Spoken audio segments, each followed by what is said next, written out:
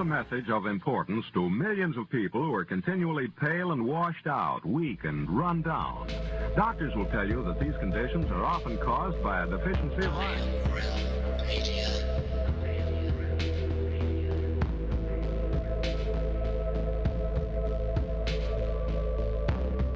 The iron you need to keep you physically fit and mentally alert.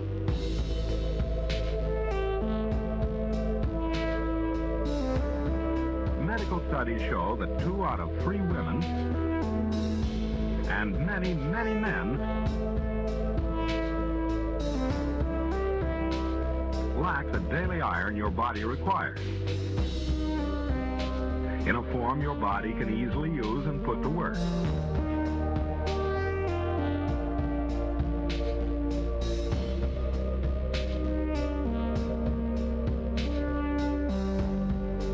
Every dose gives you more than your daily minimum iron requirement. Yeah. We are the way. Just like we are the way. We are not alone. We are striving for more. So if you're not getting the iron your body needs,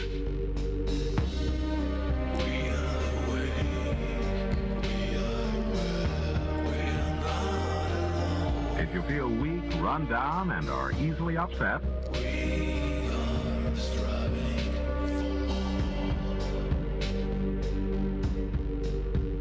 start taking iron today.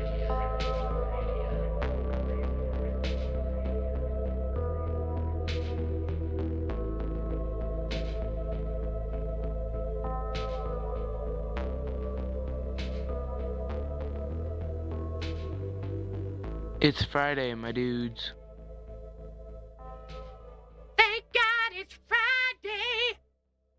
Well, TGIF, everybody. Welcome to Have No Sphere, right here on the Iron Rail Media YouTube channel. You've guessed it. It's Friday. My dudes. We actually have a guest today. It's going to be a good one. Walt, Zach, and I have actually had the pleasure of speaking to our guest. But before we get into that, let's jump right in and say hello to the rest of the panel, starting off with, let's do John Savage. Savage! Because why the hell not? John, how's your week been, sir? Wait. We didn't give him his official title. Uh-oh. Uh-oh. Indeed. Officially licensed ham radio operator. Oh, that's what the pig honking was. I get it now. Yes, I am recently a amateur radio license holder, as they say over here in the UK. But I can't tell you my call sign or I'd have to kill you. So that's, not going to happen. But yeah, no, I've had a good week. I'm absolutely shattered after unloading about 3/4 of a ton of firewood in the middle of June, as you do. I like to be prepared. But looking forward to the show tonight. Enjoyed the show on Ironworks this morning with with the guys, Dawn and Dave. My God, how can I forget their names? I really enjoyed that. So, moving on swiftly.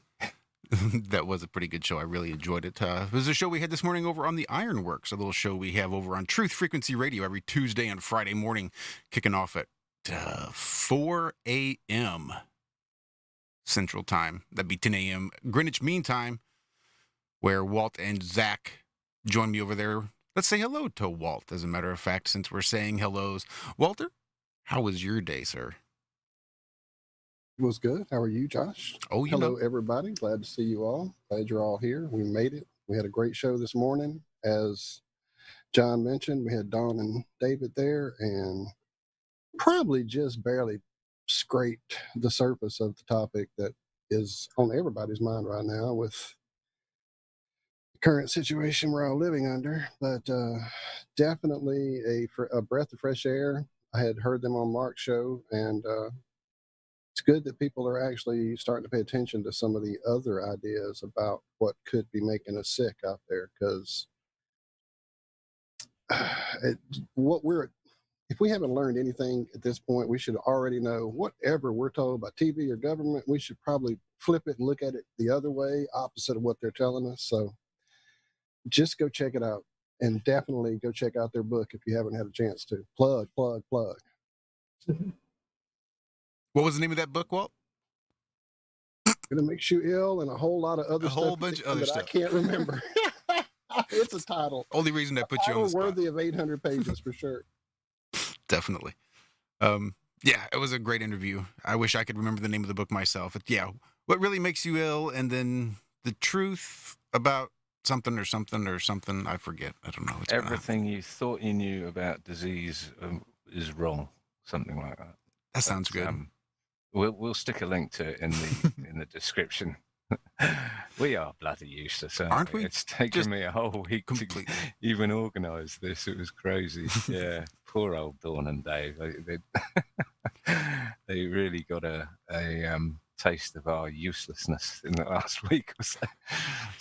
It's an exercise in patience. What really makes you ill? Why everything you thought you knew about disease is wrong. David Parker and Dawn Lester. Go check it out there at Amazon.com. Well done, Walt. Sounds good to me. And I have it, so I can attest. It is a great book. It's huge, and I can't wait to finish reading it.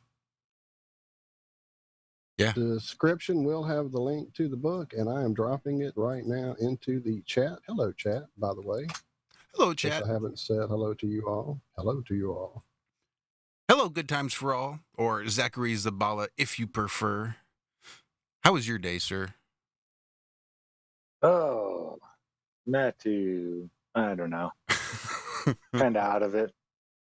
Doing a cleanse and going through some, caffeine withdrawals and the old Herkimer effect. nicotine withdrawals and all that good stuff. So Or the Weisenheimer effect. That's what it was. yeah. Jonathan from Jersey loves it when I call it the Weisenheimer effect. But a few days, I'll be right as rain. I'll be right back to normal. Got to get all that poison out of my system. It's the way to do it. How are you detoxing? If you don't mind me asking. Just water and Little else. little else. It's the way to do it. And fruit. I had breakfast this morning, and then I've been trying not to drink. No more caffeine. No more nicotine. Do you think that's why you're feeling rough, Zach? That you're crashing? Yeah, most likely. It happens every time I do this, so it's to be expected. But you feel so much better once it's all the poisons are gone, and I need to actually go get a big water right now and slam it. Start pushing some of these toxins out.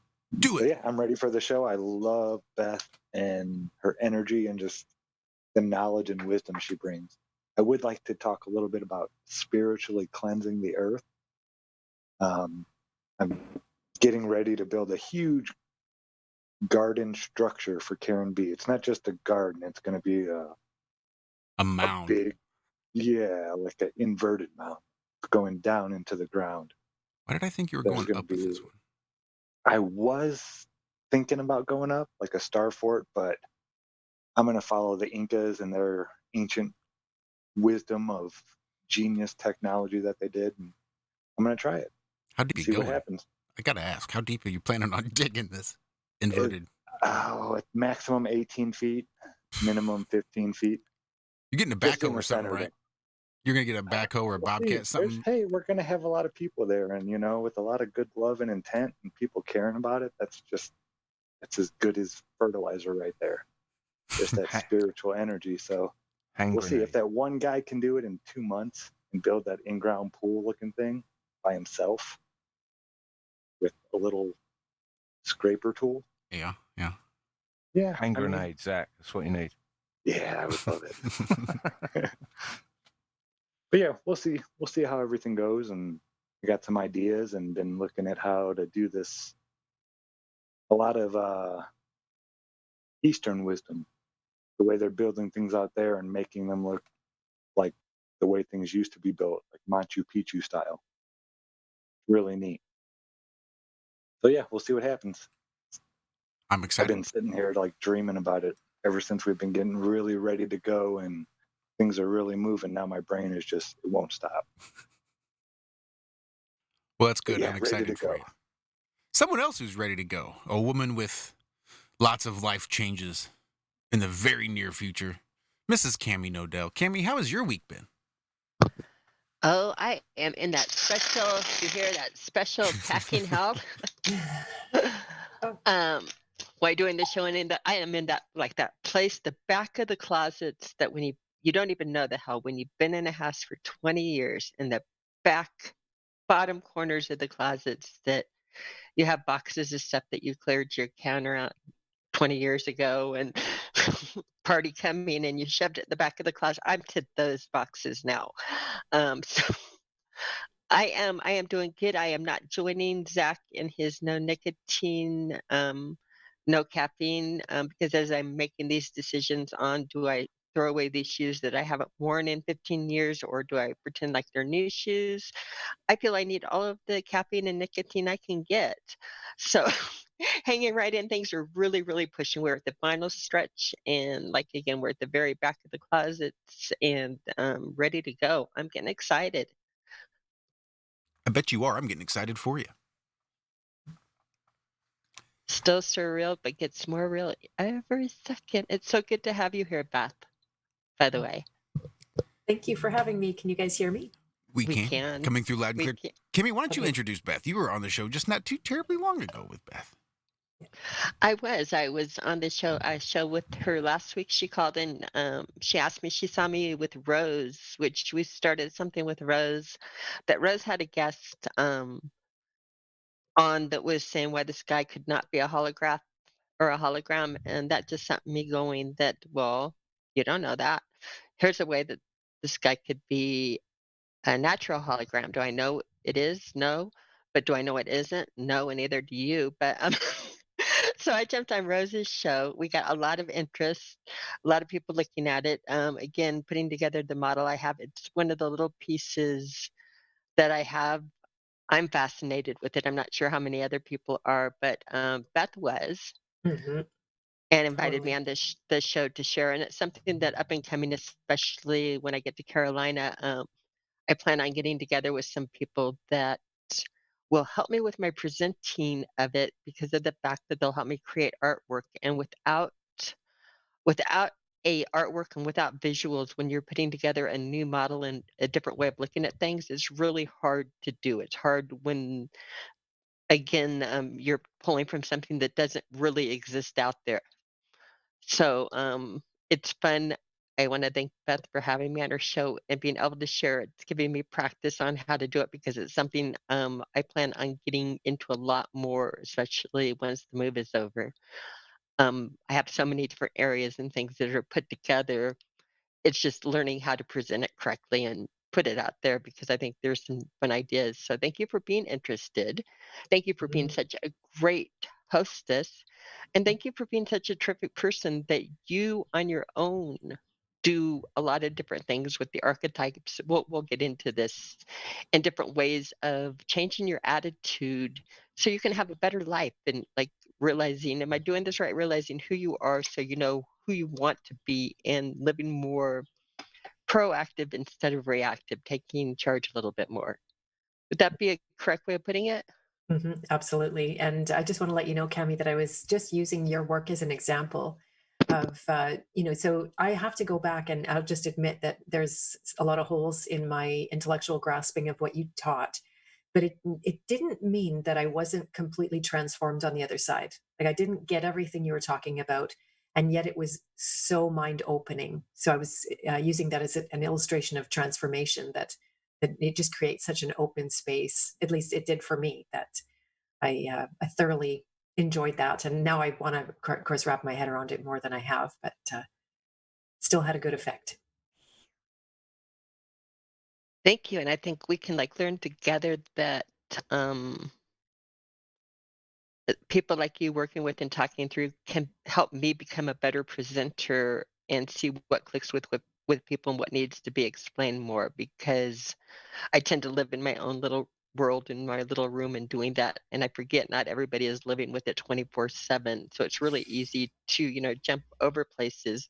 All of the concepts are very simple, in which that they're simple once you see them. If you just talk about them, they sound confusing, but they're simple things that are all based in reality that you can replicate, at your house with a few simple things, usually under $50. And they're things that really happen in nature. And so it's again, it's fun to have people interested in it. It is my passion. Yeah, it really shows. There's so much happiness in you when you're talking about it. And with that, we're gonna introduce Beth, say welcome, Beth Martin, and go ahead and I like your passion where you go when talking about what you do. So why don't you explain a little bit? I did a little bit, but why don't you explain a little bit what you do and what your goal is? Sure. I currently am a coach for, actually, I worked for women for 15 years almost exclusively. And these past couple of years have been a huge awakening for me. I saw what was happening in the world to the extent that I had never let myself really see, thanks to a client who came through my door who had been through pretty horrendous experiences I couldn't even have imagined. And so I went down that rabbit hole and found all you great people on the other side. So that was definitely a bonus. And I'd already been coaching people to mostly create the value from their life's work. I'm a cancer survivor. I almost did not survive a stage 4 lymphoma. I fought for my life for 3 years. And to heal, coming out the other side really was me seeing my own blueprint, my own purpose. What am I here for? What is the reason to live in the first place and really choose life? I'd been fighting for my life, but in a way that I didn't really even know what for. It was a blind fight, just even the habit of fighting for life. And coming out the other side of it, having incredible visions of what life on earth really is about, what my purpose is. And it's not literal. It's not like I came out with a manual and all the details and now I could just follow that. It was just a very clear forward moving direction. I knew that I couldn't go back into my old life in the corporate world with my family's business, and I didn't know what was ahead of me, but I just knew that I had to go that direction. I did save my life working with archetypes. That was the tool that I was able to use to identify so specifically where exactly I was losing my life from. And the job wasn't done, but I was able to, even to this day, it's not done, but I was able to reclaim enough energy from the unconscious that I went from being a dying person to being a living person practically in a moment or overnight. I never had to look back. I've never, maybe I've actually been struggling with cancer at times, but I'm never actually going back for a spell or called a diagnosis to the medical system for that. And I've been making my way and using archetypes to just uncover the mysteries, which you will never get to the bottom of, as far as I can tell. But nonetheless, when you're stuck and you're banging your head against the wall going, wow, I've been here like 1,000 times and I don't know what this is, the archetypes are an amazing tool to gain that precision of self-awareness. And once you see something about yourself, you can't really unsee it, although there's still a process of remember, forget, remember, forget, remember, forget. And then there's this big, ooh, can never not see this one again. And the seeing, once you shine light on a shadow, it's not a shadow anymore. That's more or less it. There are roots. You can go deeper into the unconscious. I use the work of Lester Levinson very closely and with a lot of appreciation, just because it's an extremely transformational tool if you use it and cooperate with the process. Super simple. Most people in the spiritual world don't like it because it's just way too direct. So I use that to help clients either to build a business out of their life's work, because that's where very often women are in that place. They've done a lot of inner work, but they haven't got out there with their work yet, and certainly not as a Bingo. business. Bingo. And then men, it tends to be the mirror image. So I had an awakening about the feminist movement, which I thought I had invented. I took a lot of pleasure, unfortunately, very unconscious, terrible pleasure in seeing myself as better than men. and that men were the result of all the problems in the world. If there was anything wrong going on, you could just find a man behind it. And if we just took them out, it would be fine. That was all my very bad unconscious thinking going on. I had a massive awakening. Unfortunately, it took the death of my father to really, put an end to the war between my own inner feminine and masculine archetypes. But I saw that was the root of all of it. It wasn't problems with partners. It wasn't problems with my son. It wasn't problems with my dad, especially growing up. It was right here inside myself. Once I resolved that to a great extent, it goes on and on. There's levels and layers to everything. But once I took a big chunk out of that, all of a sudden I had this enormous respect for men. And of course, every person is on their own merit and going through their own experiences. So it's not that it stopped me from seeing when somebody's in a, I hate to use this word toxic place, but that's just that classic cliche. They're talking about toxic masculinity. It's not that I stopped seeing that for what it is. It's just that in general, I have a disposition of really appreciating men and wanting them to be strong, seeing how men are being taken down in our society. And it's no mistake. If you take the strong men down, you have taken the society down. It's done. You almost have nowhere to go. So I'm playing catch up and hoping to support as many king heroes to create an army of king heroes, because that's what we need to fight this spiritual and physical war. So that's pretty much where I've come to. So I support those king heroes to go from strong to much stronger, being able to take on a lot more of the world. And then there are those also, it was kind of a surprise to me, but lots of people in my world just simply want to figure out, okay, what am I doing here? It seems like baby steps, but at the same time, it's so foundational that if you really don't know what you're working towards in your life, it can be almost impossible to make decisions and choices. And, you can really spin. So a lot of people access me for that kind of work as well. So Beth, where do you think the initial man hate came from? Do you think it was like propaganda throughout your life, or was it an agenda at work? Absolutely, it's an agenda. I see that so clearly, that men and women have been pitted against each other for a long time. And especially since my birth, I was born in 68, and the feminist movement was just on the rise. I took it in a way that was, I think, I wasn't aware of it. I was just absorbing it by osmosis. And then I owned it very quickly, because all I ever saw women do with men was complain about them, what they didn't do or what they did do. And it was always something about the garbage or the socks or something, right? Like that they didn't do chores around the house. And I was always mad at my dad because he was the only one who didn't have to clean up when company came over. So I was going to say, yeah. was there a single event or cumulative events with men in your lives that contributed to this, or was it completely sort of irrational, maybe? I don't know, a little bit of a combination. For sure, it was born with my own father. And I have very strong rebel blood in me. My first word was no. Very, instant. I can be against stuff. You should see me out in the world right now. It's not pretty, but I'm just fighting like anything. Can't stop myself. My poor son is caught in the fire sometimes, but so between that rebel energy, and nothing made sense in my life. Absolutely nothing made sense. So when he would just try to control or dominate me when I was acting out from that place of nothing makes sense, then we just had a constant war going on. We also had an incredibly deep love. And he confessed to me at one point that I was his favorite child, even though he'd had more conflict with me than all of my sisters put together. So, I think it was something that I just had so much affirmation, and then society gave me approval for being more of a feminist and talking with that narrative and rhetoric.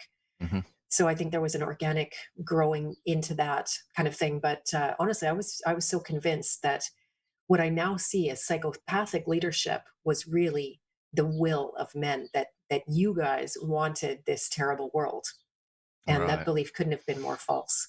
And do you? Sorry to hog it. Just one more question. Do you think that did you discover this sort of revelation before your father passed away? Because he died in 15. Yeah, and you're shaking your head. That's really sad. Yeah, exactly. So that's honestly, it felt like this chapter of my life is a redemption project that I'm making up for all of the abuse, really. That and I mean, we were at war. It was a two-way thing. And I actually, I worked full time with him in his business. That's how much we were. At the same time we were at war, we were also deeply in partnership. I cared about my family and my business a lot, or at their business, which actually was my business. So it was a love-hate thing, actually, what was going on there. But yeah, the full realization, the full awakening, the full coming to just see, it was the masculine archetype that I was really battling with. That didn't happen until it was the gift of his death, really. Right. I just one more comment. I have so many examples of friends of mine, male friends, who have not spoken to their mothers for years, myself included. I literally come out of 8 years of sort of self-isolation from my mother. That and there was the same thing. She is still or hugely affected by, empowered by being a feminist. And it's just a common thing these days. I haven't spoken to my mum for so and so, and it's like, oh, me neither. What happened to yours? So there's definitely an agenda going on here for God knows how many decades, but I think at least sort of 6 or 7, 8 decades at least. Exactly, and that's the discovery that I've made also working with men, which I suspected was the case. But the way I've been at war with my masculine, men end up at war with their feminine, and it's a setup. It's absolutely a setup. This is not a natural thing that would happen. I think there is, of course, always a level of individuation. We're always going to step away from our parents, and so we can get a lot of distance and see them for who they are. But I totally feel for you about that, because it's a difficult one to resolve, because it's not just between you and your mom, it's between you, your mom, and this whole stupid society, right? Like that's Mm, really hard to clean up on, yeah. but not impossible. And one thing I wanted to say also, just in case anybody makes the error, which you haven't said, but it's that sometimes men think that going to work on their feminine side will make them more feminine. It's actually the opposite. The more work a man does with their feminine, the more masculine they become. Right? When we see in the feminine men out there, it's because of the war with the feminine that it has not been resolved. Yeah, I can see that. I Mhm. think quite early on, I've always enjoyed the company of women more than men, and whenever I get into a situation where there's sort of 10 burly men are in the pub and they're all ribbing each other and this, that, and the other, I'm the one who not no, I probably is feminized, or my inner feminism, but one who will not carry on with the testosterone-driven masculine side of things. So, yeah, I can relate to that side of it, or finding your inner feminine at least. I'll shut up now because I'm hogging it. I could answer that one as well, is that when I've paid very close attention to the movement of the masculine and the feminine, and I had to do that to write my book, because that became actually a central theme I didn't expect totally. But what happens with the masculine and the feminine is that there's a very constant natural flow. It's you never have to really engineer it, because it will naturally just move. That the masculine energy is outward, so I'm speaking now. One of you will speak again, and then I'll go into the feminine. I'll receive and listen, and then I'm going to come back into the masculine. It's so natural. There's nothing that really has to be engineered. So having that feminine role in certain circumstances, it's just you know there's nothing to think that it's right or wrong. Well, at a time when any and all masculinity is sort of at best marginalized and at worst completely demonized, I thought it was just completely courageous to see you sticking up for men. Have you taken much flack for doing that as a woman? Yep. I bet you Yep. have. Oh my gosh, 150 friends on Facebook. It wasn't all over that, but I did, the majority of people were in my zone because of the feminist narrative. They loved that about me and the whole mermaid thing. And, yeah, so I get messages like, I'm very disappointed in you, Beth. I thought you were spiritual before, but now I realize you've got it all wrong. Just all kinds of that stuff. Absolutely. In a way, I expected more. I was pretty afraid to come out of the closet at the beginning, and so I've got away with it. Or not everybody has. I'm sure, like honestly, the way they talk about me, I give them no end of entertainment if they need topics to talk about. But I don't know. I'm a shit disturber by nature. That's just who I am. It's getting worse by the day. So, Well, they're giving you plenty of opportunity, so it's a great little proving Exactly. ground for us rebels out there. Exactly. Exactly. And for the rebels that you lost, you'll gain a lot more wiser ones that realize that men are not the enemy. They're our balance. They're our other side. They're again, we need both. There's not a right or a wrong. It's a work together. And to disrespect men is kind of like disrespecting again the other side of yourself or the other side of humanity or life in general. Exactly. God It, also, right? Yeah, right. It doesn't happen without men and women. That's the creation of life. Before you exactly. get much further, I wanted you to just, the word you're using a lot, archetype, for the audience, if you would just give a strong definition, because you're going to be using it a lot and what it means to you.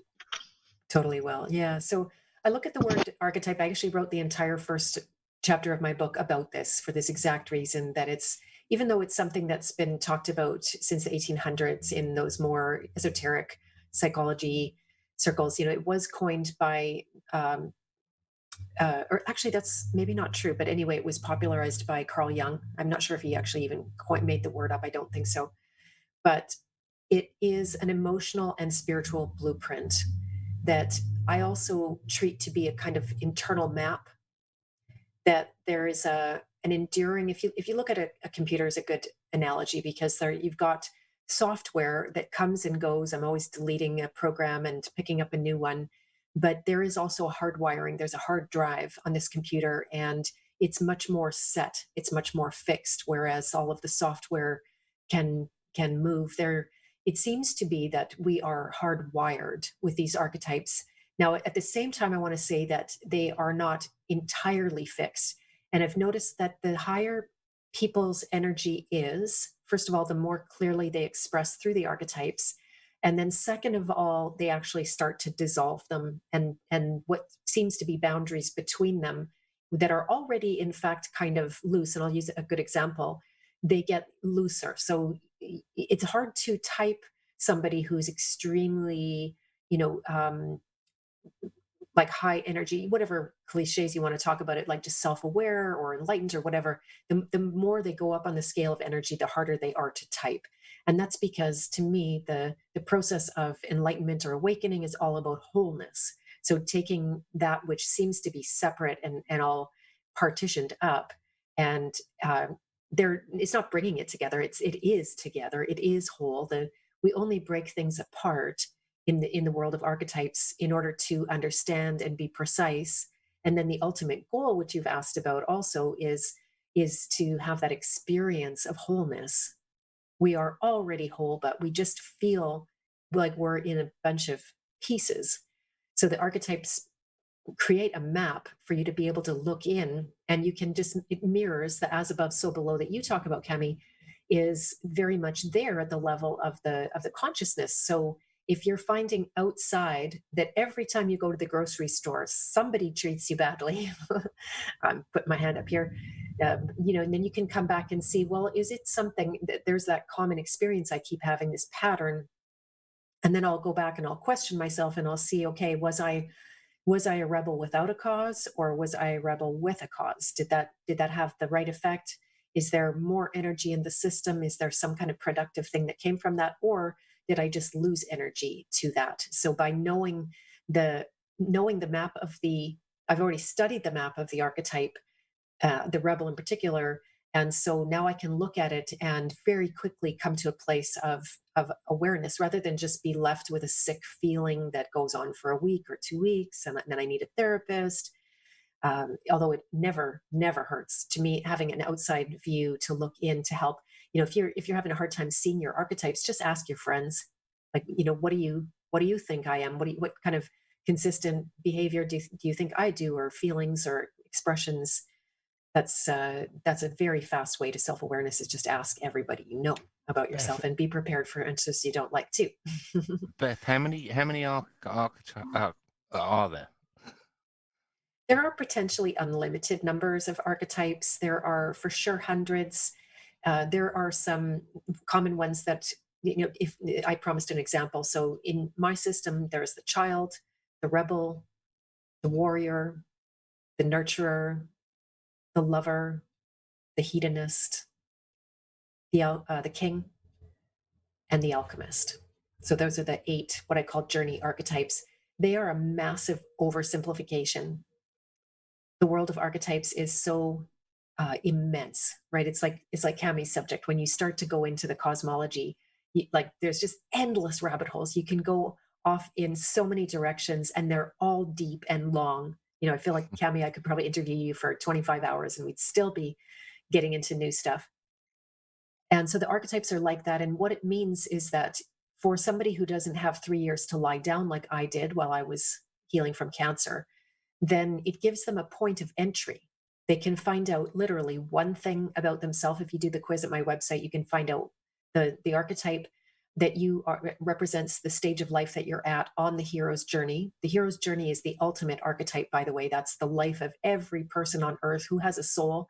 I don't know if this applies to the soulless, but we're all going through the exact same journey. And so if you can start to just get one little point of entry, so you jump on that wheel and you can begin to work and ultimately get back the energy you use to suppress the parts of yourself that either don't get good approval from the outside world, or you hate them, or both, because that's usually you internalize. If people give you bad energy, you internalize and give yourself bad energy. Right. And your website is, just tell the listeners. Sure, it's bethmartens.com. That's Martens. I just dropped it in the chat, actually, coincidentally. It's in the chat now. We'll put it in the show description for you, for sure. And I recommend anyone do that quiz. I did it this afternoon. So perfect. Yeah. What was your archetype? King. Whatever. Nice. I wasn't sure where, because you were talking about King, and that was one question I did have, because you offer 2 quizzes, one for the mermaid or the entrepreneur. Yeah, they said it. You got it. I know I made that up. Yeah, well, no, that's awesome. But do they ask both the same questions? It's just one's for a male and one's for a female, or exactly whatever you register with, male or female? Yeah, you might have seen the question, or do you feel more like a king hero than a mermaid? And yeah, I wasn't sure what that meant. That was it. So I ended up doing the mermaid one. Oh, fun. And it says, women can be kings as well. And I was like, okay, well, I'm going to go back and do the the king one. And then realised I think they were the same question. So yeah, no, that's cool. Yeah. So yeah, I don't know what that means, king. I mean, Zach, you did it as well. What did you get? I was the nature child. Oh, fun. That's awesome. Nice. Oh, this is so good. I love it. So it's, again, not telling you who you are, because my experience shows me that you're all 8 archetypes, and all, it's collective consciousness. We are all of the archetypes. There will be some that are more important to you than others, and I have other kind of quizzes to look at that. But this one in particular is about the hero's journey. So it shows you, and the hero's journey, it goes not just in a straight line from here to here. That line is just like all over the place. But at the same time, it's a spiral. So every time you get to the end of the journey, you are at the beginning of the journey. So, for example, Zach, by getting the nature child, it means you were just coming out of the alchemist. And that's one of the reasons that the quiz is important, because you see where you've come from, maybe where you've left parts of yourself behind. And then ahead of you, Zach, will be the rebel archetype. It shows you where you're going. Now, John, you got the king. You're coming from the hedonist. That tends to be a place where That's about right. Right. It's amazing how consistent. So that hedonist is a stuck place. In fact, before I wrote my book, that's where I was stuck. I knew for 20 years I needed to write this book, but I'm actually glad I didn't do it a minute sooner, because I wouldn't have known what I knew now. And that massive leap from the hedonist to the king, where you decide, okay, yeah, I'm going to take responsibility. I'm going to do this on behalf of others. And then ahead of you is the alchemist, who's, without the alchemist, the king can get into a place of corruptibility. Power corrupts. They are a leader at whatever level, right? You can be a leader of your own family, you can be leader of organization, you can be leader of a whole community or YouTube channel, whatever it is. And then you need that alchemist energy to come in and invite you into deeper self-awareness, deeper healing, to be able to accept feedback and lead benevolently rather than like a, tyrannical ruler that we're seeing. And well, that's interesting, because Zach coming out of The Alchemist, I've said to Zach numerous times that he's a wise head on young shoulders, and so and I was actually practicing alchemy before I left and went on my walkabout, which I'm kind of still on. Wow, how neat. That's lovely. That's beautiful. And then that's actually how my book opens. I have to look at it again, but one of the openings, there's several openings, and it just said, "Are you lost again?" And that's the thing. This is the thing that everybody gets caught up in. They're like, well, I thought I already dealt with that. I thought I was past that. I thought I healed from that. And then boom, you get hit in the face with a new level of it and lost again. And it's very humbling, right? You get to that point like, oh my God, I know nothing. I thought I knew everything. All of a sudden, I know nothing. I'm stuck. I don't know which way to turn. I just want to pull the covers over my head and just, watch Netflix or smoke joints, whatever, right?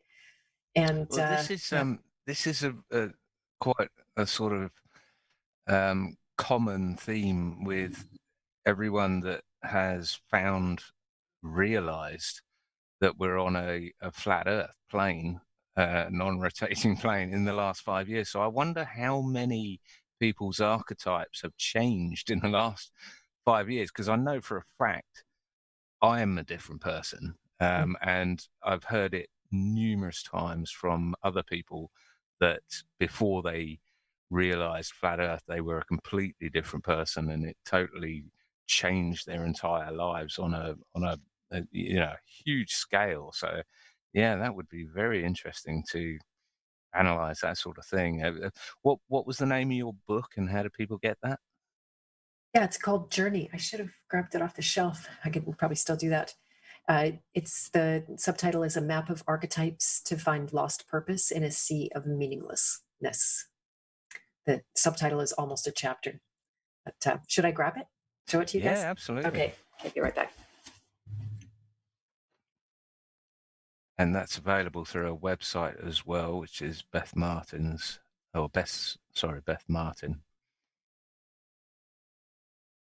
And Josh, you had a screen splash of this, didn't you, in the intro? And the link is also there in the description already. So thank you, Cool. Josh. Nice one, Walt. Thanks very The much. book, So the here it is. website. Oh, there we go. If anyone can see. I published it, fascinating, about 12 seconds before COVID hit. It was just in time. I know it was just in time for Anarchapulco. I got a late invitation to give a workshop and a talk at Anarchapulco out in Mexico, Jeff Berwick's event, which was like incredible. And I may have been part of the very last Anarchapulco. I'm praying that's not the case, but we don't know what's going to happen from here. So we rushed like anything to finish this. And then coming home from, I was in Mexico quickly after in Acapulco with my son. We did a week and we came home and the whole world just kind of fell apart. Whoops. That's going to take my headset off here. So it's fascinating because I think if COVID had hit and I was still yet to publish, I might still be in a place of, because we all got thrown for a loop. Like life just, holy, what's going to happen now I had 3 big clients back out on me. I lost $20,000 income. I thought, well, is this over for my business now? Do I just live on savings and prep and be done with it? So, It's I affected don't. everyone, hasn't it? And I Yeah, can imagine. yeah. I mean, even the mailing system, to get a book mailed to you, people are still talking about packages arriving today that they ordered in January. It Exactly. must Oh no, man, they crazy. killed me. They killed me. Plus, it was awkward to promote it, and Yeah. put it out to many people for podcasts, and now I'm, because it's not about riots and it's not about a virus, and it's so Well, it's hard to see. who's talked about anything else since? Pretty much. Exactly. I mean, That's it. we're slowly bleeding back into what's important, away from the COVID and nonsense. And it's part of the reason I took a 3-month hiatus from the show. But it's just affected every single one of us in numerous different ways. And I hope now is a turning point, and your book takes off along with Douglas Falk's book, which was called The Voyage. So Journey and the Voyage. It's quite, I don't know, it rang a bell in my head. Right on. That's awesome. That's awesome. I love the title. I was working with a coach at the time, and they helped me come to it. And it was like we knew it's something about journeying or the journey, and that wasn't landing. And then she said, "Well, what about just journey?" And it was so perfect because it's like an imperative. You're telling somebody journey, right? Because that's the whole thing. We've got it all backwards because they're giving it to us all backwards. And it's the biggest cliche ever that it's about the destination. So it doesn't matter how you get there. It doesn't matter how many bodies are on the ground and how much blood and how much evil, but it's a means to an end. So if we have to kill most of the population to save them from, the CV virus, then that's okay. Right. And we're so hypnotized that we think that that's all right. But no, it's like the whole thing. It's a moment to moment. Life is something that you if you are not present to it, then you just don't get that experience of being alive, that basic experience that so many actually do lack at this stage. And this work, actually, I feel it couldn't be more relevant for this moment. And I'm not just trying to make it so, but the foundation of it is that if you can let go of your fears, you become an uncontrollable soul. Literally, no one can hold anything over you. Yeah, I totally agree. And I think a lot of it is in your head. But I love what you said earlier about you're not going to go through the diagnosis for a cancer or something or anything else. It's the same. I've said to people, I'm never going to get cancer, and they say, how do you know? And I'm like, because no one's ever going to tell me I've got cancer. They've done Right on. they've done science. They've done science. They've done I don't know what the word is, but they've analysed ancient corpses and found that they've gone through several phases of cancers throughout their life, and the body has healed them. They may have been in discomfort at the time or sought some sort of medication or whatever. But yeah, if no one tells you you've got cancer, I'm sure I've had it numerous times throughout my life, then you're not going to be affected by that fear and that dread of having, what is it they say, the dreaded C. It's a death sentence straight there if you let it. Exactly. I think I heard you call it a spell earlier, Beth. Am I right? A diagnosis is a spell. Absolutely. Please expound on that, because I agree totally on that idea. Yeah, you sit in front of a guy in a white coat who has authority. He has a great big education behind him and a license to practice. And he tells you that you have a stage 4 lymphoma. And, I mean, it would be very fascinating to see. It's not that I wasn't sick, I was. That's why I was in the doctor's office in the first place. That's why I let him do a biopsy on me. So, things were not right. He didn't make me sick. I wouldn't say that. And I don't know that I could have done anything different with, so like, if I could go back and change it, I'm not sure. I'm not sure that I would, but moving forward, knowing what I know now, I would never put myself at the mercy of that when they tell you. And, the whole 3-year journey that was inward, getting to know myself, who I am at the level of these archetypes, but also very much my physical body. I'd used my whole spirituality. I went to India 8 times, meditated for several years. I used that to get out of my body, thinking that spiritual was some blissed out state. And I could only get there because my body was really uncomfortable. My heart was really uncomfortable. My mind was really uncomfortable. So I had to get out in order to be quote unquote spiritual. But this whole cancer turned it completely around and I went inward. And I learned to be more aware of my body than, I would say, you guys, I think my cancer is back. And they tested me. That was after my first time in remission. They tested me for 3 months before they could detect it. I knew for 3 months already. So I became more of an expert on my body than their stupid tests did. And most of their tests are just blood rituals anyway. They are so evil, those things. I'd had like 100 blood tests, and I asked them at the end, what is this all about? What information do you get out of my blood test? And they said, oh, well, your cancer doesn't even show up on blood tests. And I'm like, what are you telling me? And I quit. I'm like, okay, this is over. I'm never getting another one. And they're like, oh, okay. I was like, what are you doing with all my blood? Crazy. I know.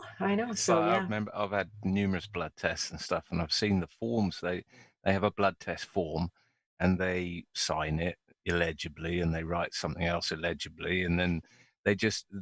There's a series of tick boxes at the bottom, and they just tick which ones and that's all they test for.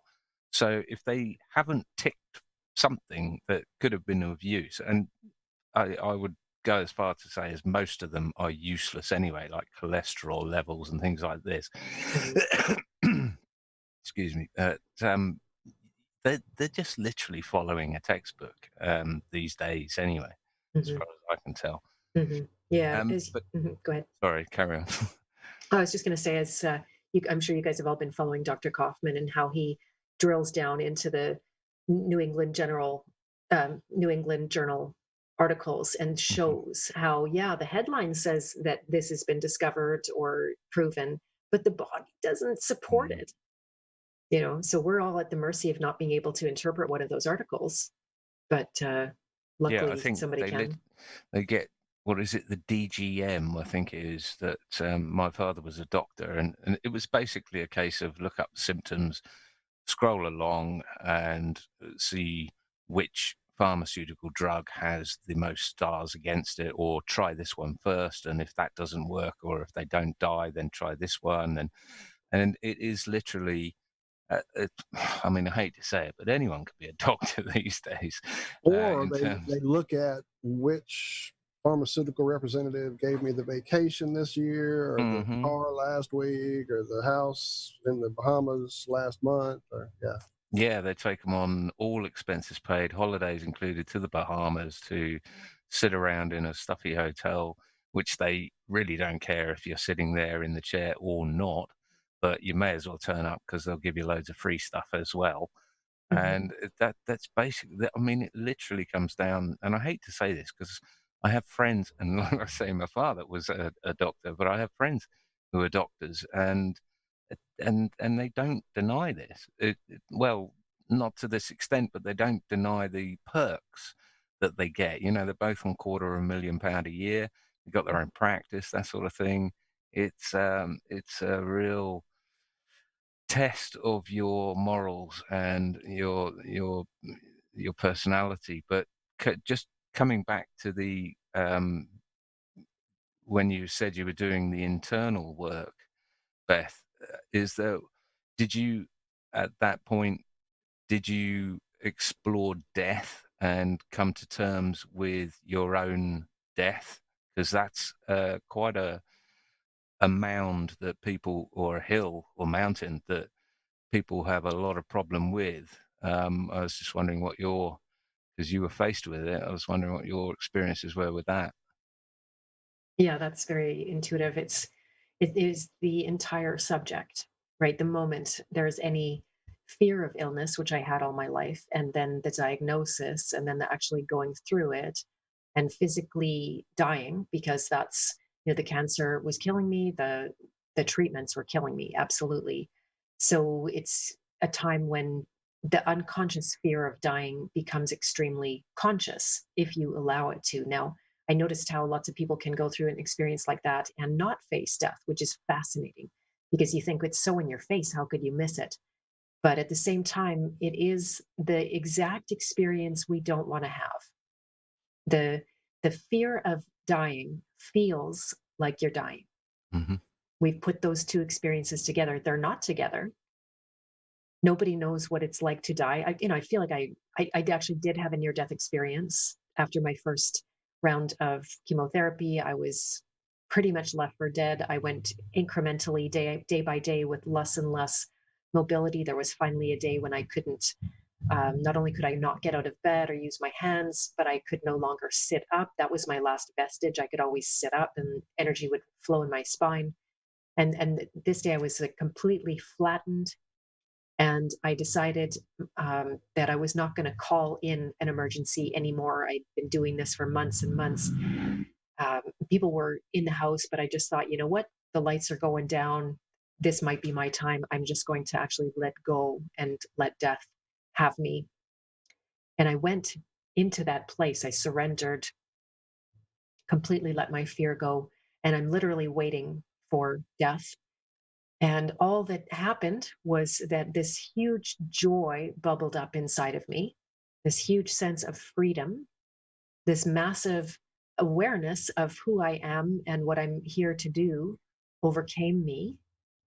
And I just felt like I saw right through that experience that we feel to be death. I saw through it. Now it didn't mean that I'm so perfectly done. There's still lots of that. It's a program. It's absolutely a program. But I was able to just go right through it, get to the other side, and see that it was a big fat lie. You got a glimpse, is how I've heard other people Mm-hmm. and myself Mm-hmm. as describe it as, yeah, and that euphoria, that sort of entire. Oh, well, we had Nachikito on last week. Oh, Who's fun. talking about it. Yeah. Yeah. Oh, nice. He just jumped on my live this morning too. Awesome. Okay, and he Yeah. was describing it as that sort of feeling when you're in your mother's womb and everything, nothing can harm you. It's just bliss. And yeah, I think there's a lot to be said in that. Yeah, interesting. Mm-hmm. Mm-hmm. Yeah, it's the strongest energy. It's the one we suppress the most intensely.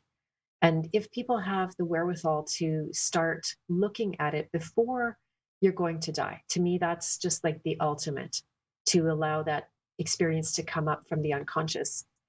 Because once you see it for what it is and you go through it, then you don't have to spend so much of your lifeblood energy. And that's what makes you sick, suppressing your human experience, even the darkest and deepest. And fear of the unknown as well, because like you say, none of us know what death is, but none of us, I mean, I've got to the point where I don't fear death. I fear a painful death.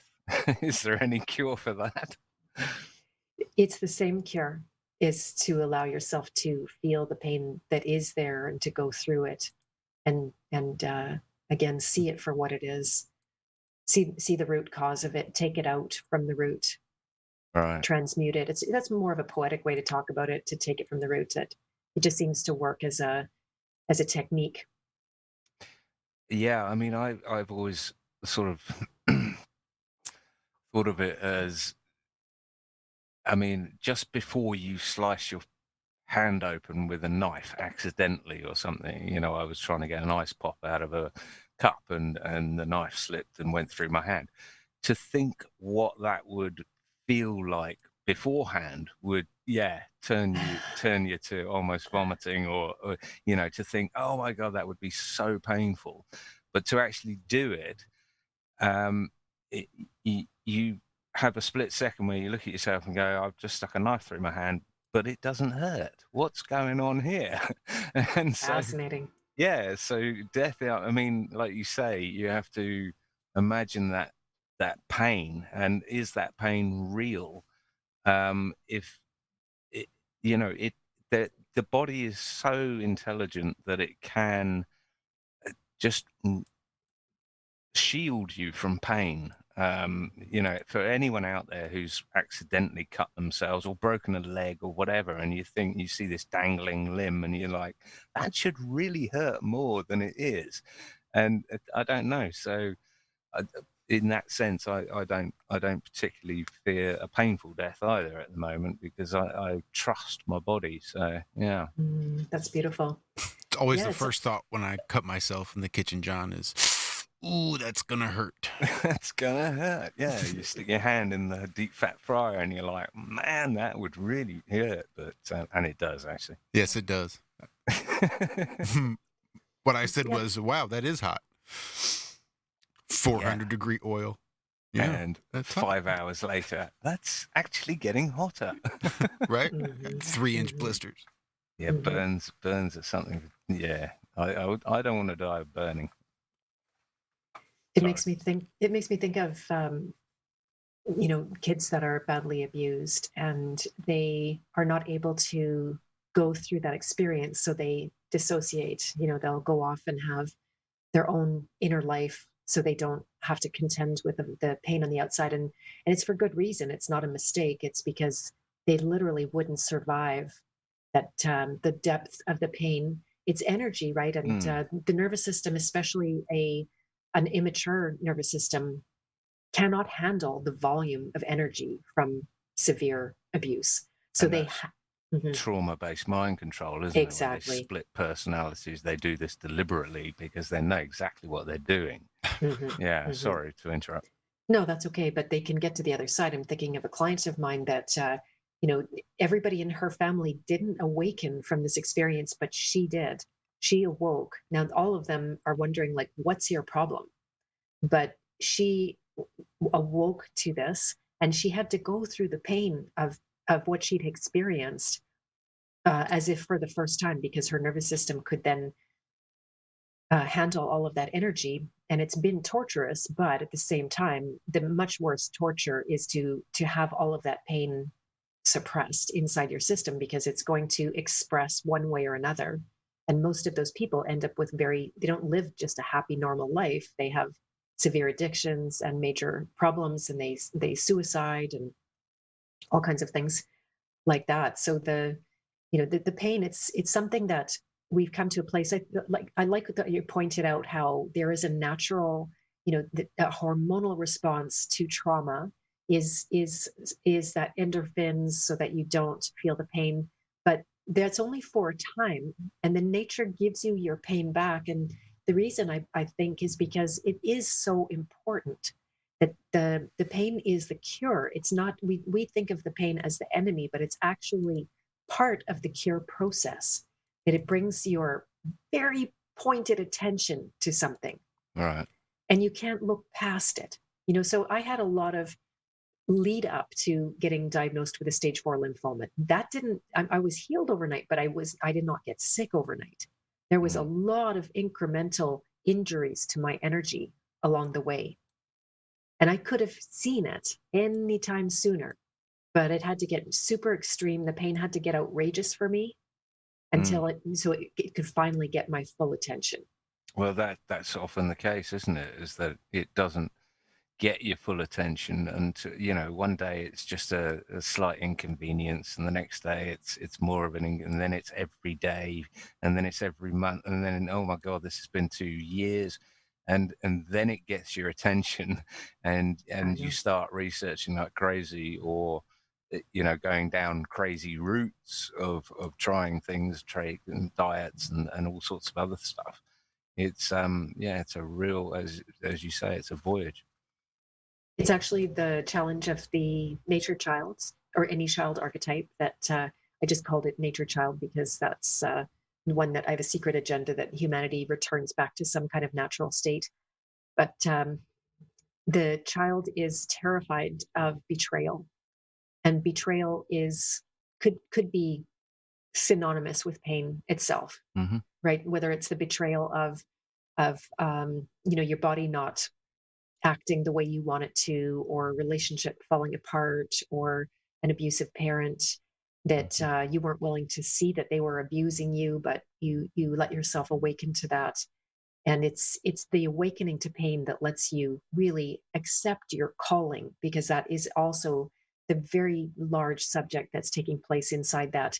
When you go from lost to found, it's because you hear what is being called of you.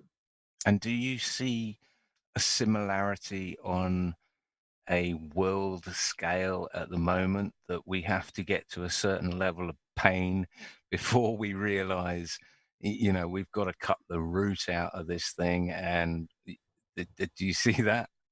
Yep. And I very, very naively thought, once the COVID stuff hit, I very naively thought, okay, this is it. This is going to be the big pain.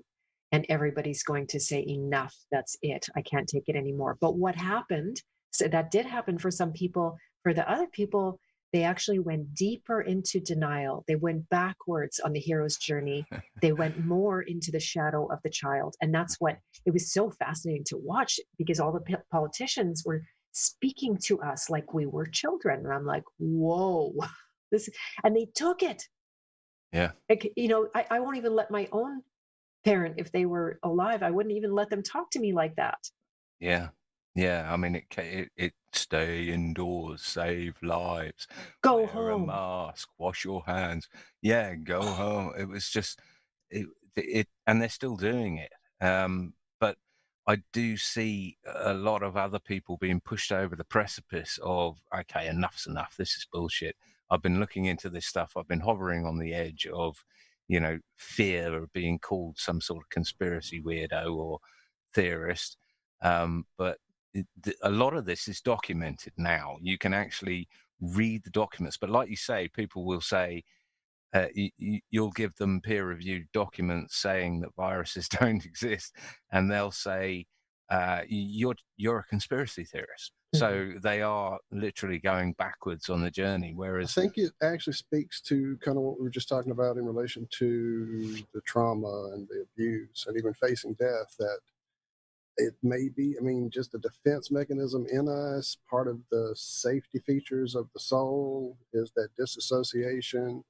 I just went through it with my mom. I watched all of these things happen at different stages. As she was about to pass, she was talking about the little girl. The little girl is sleepy. The little girl is hungry. The little girl is thirsty. And it took us, probably a good week till we figured out she was talking about herself. Sorry. And that was when she was in a lot of pain. And as we struggled with meds and trying to find something to keep her comfortable, it kind of just stopped being an issue as she approached that. We didn't know the end, but as she got closer to the end, the pain wasn't even an issue. We would ask her, do you need morphine? Are you hurting? And she would just say no. And it's like, how did we go from the extremes to this? She just doesn't need it anymore. So as society saw, I guess, what was coming, the people who had hidden from it and woke up enough to see it and were like, oh shit, whoop, back to childhood. I'm not going to face this crap, just cover my head and hide under the covers. If I can't see it, it can't see me, kind of thinking maybe. Wow. Wow. That's so deep. I'm sorry for your loss. Well, so big. Thank you so much. It was actually the biggest gift I've ever been given. Truly. I watched someone wrestle with amazing pain, amazing stuff I couldn't even imagine going through, and smile and laugh. And like I said, I can never bitch about anything ever again after I watched her laugh her way through the end. It was amazing. I love you, Walt. No kidding. I love you. Too sweet. Yeah.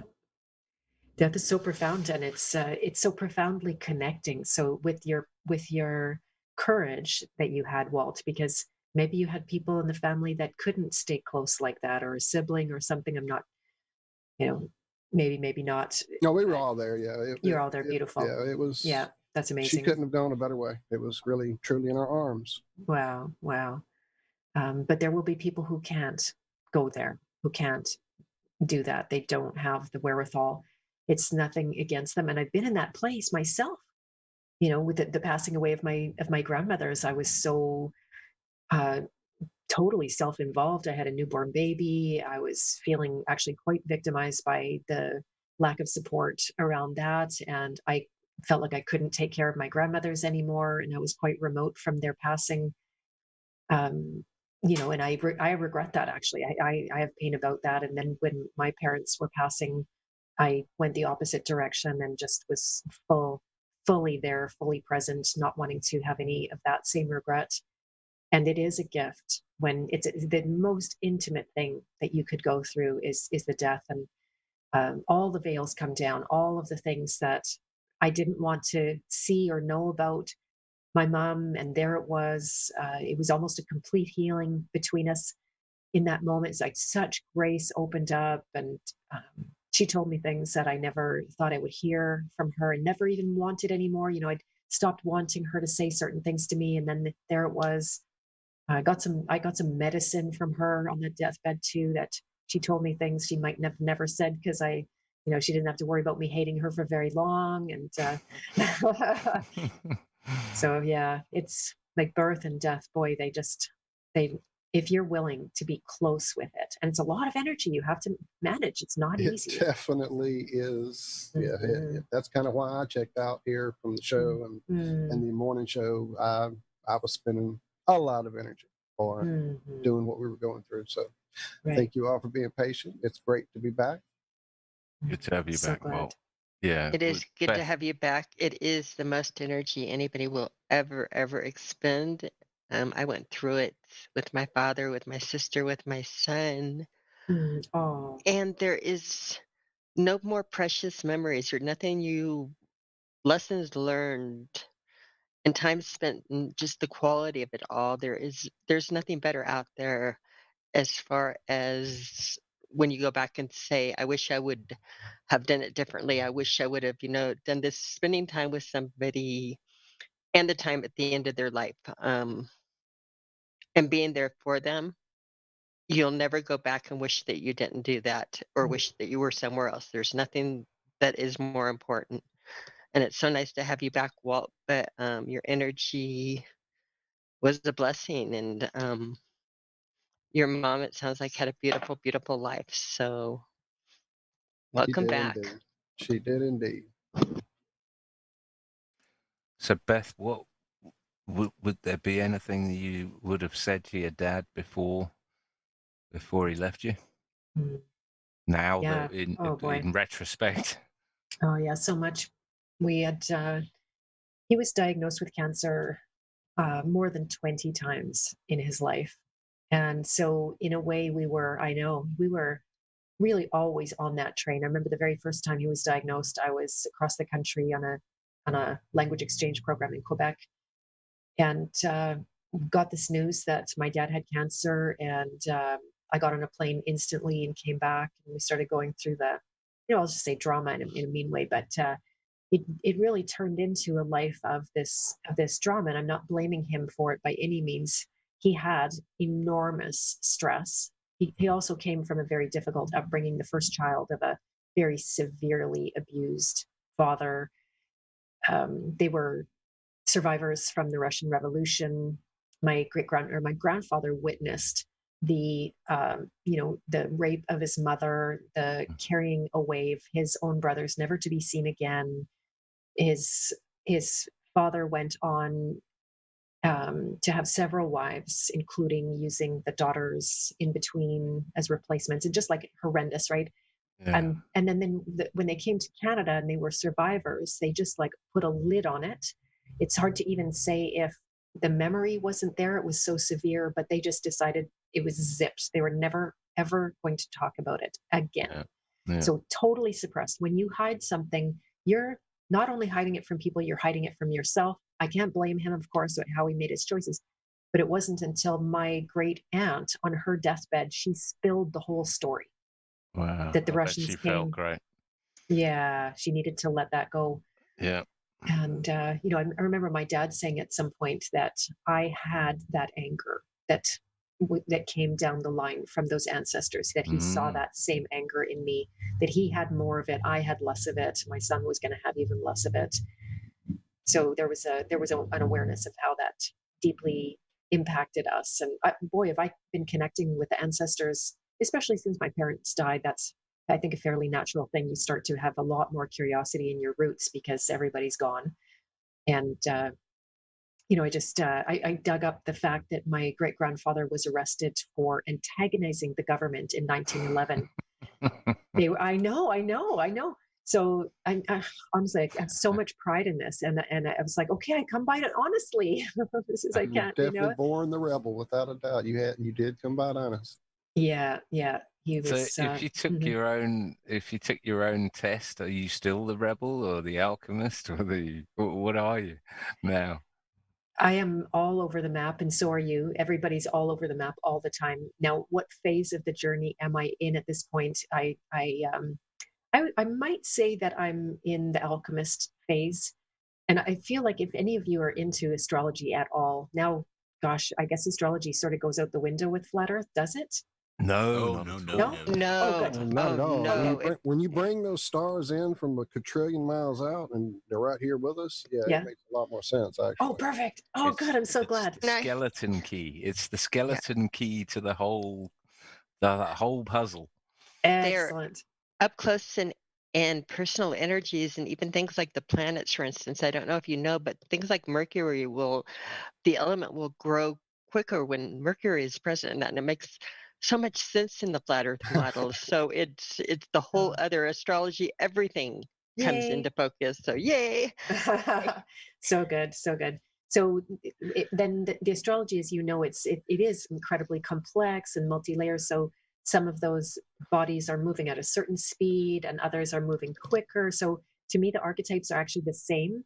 And the hero's journey, like sometimes you can go through it 3 times before breakfast.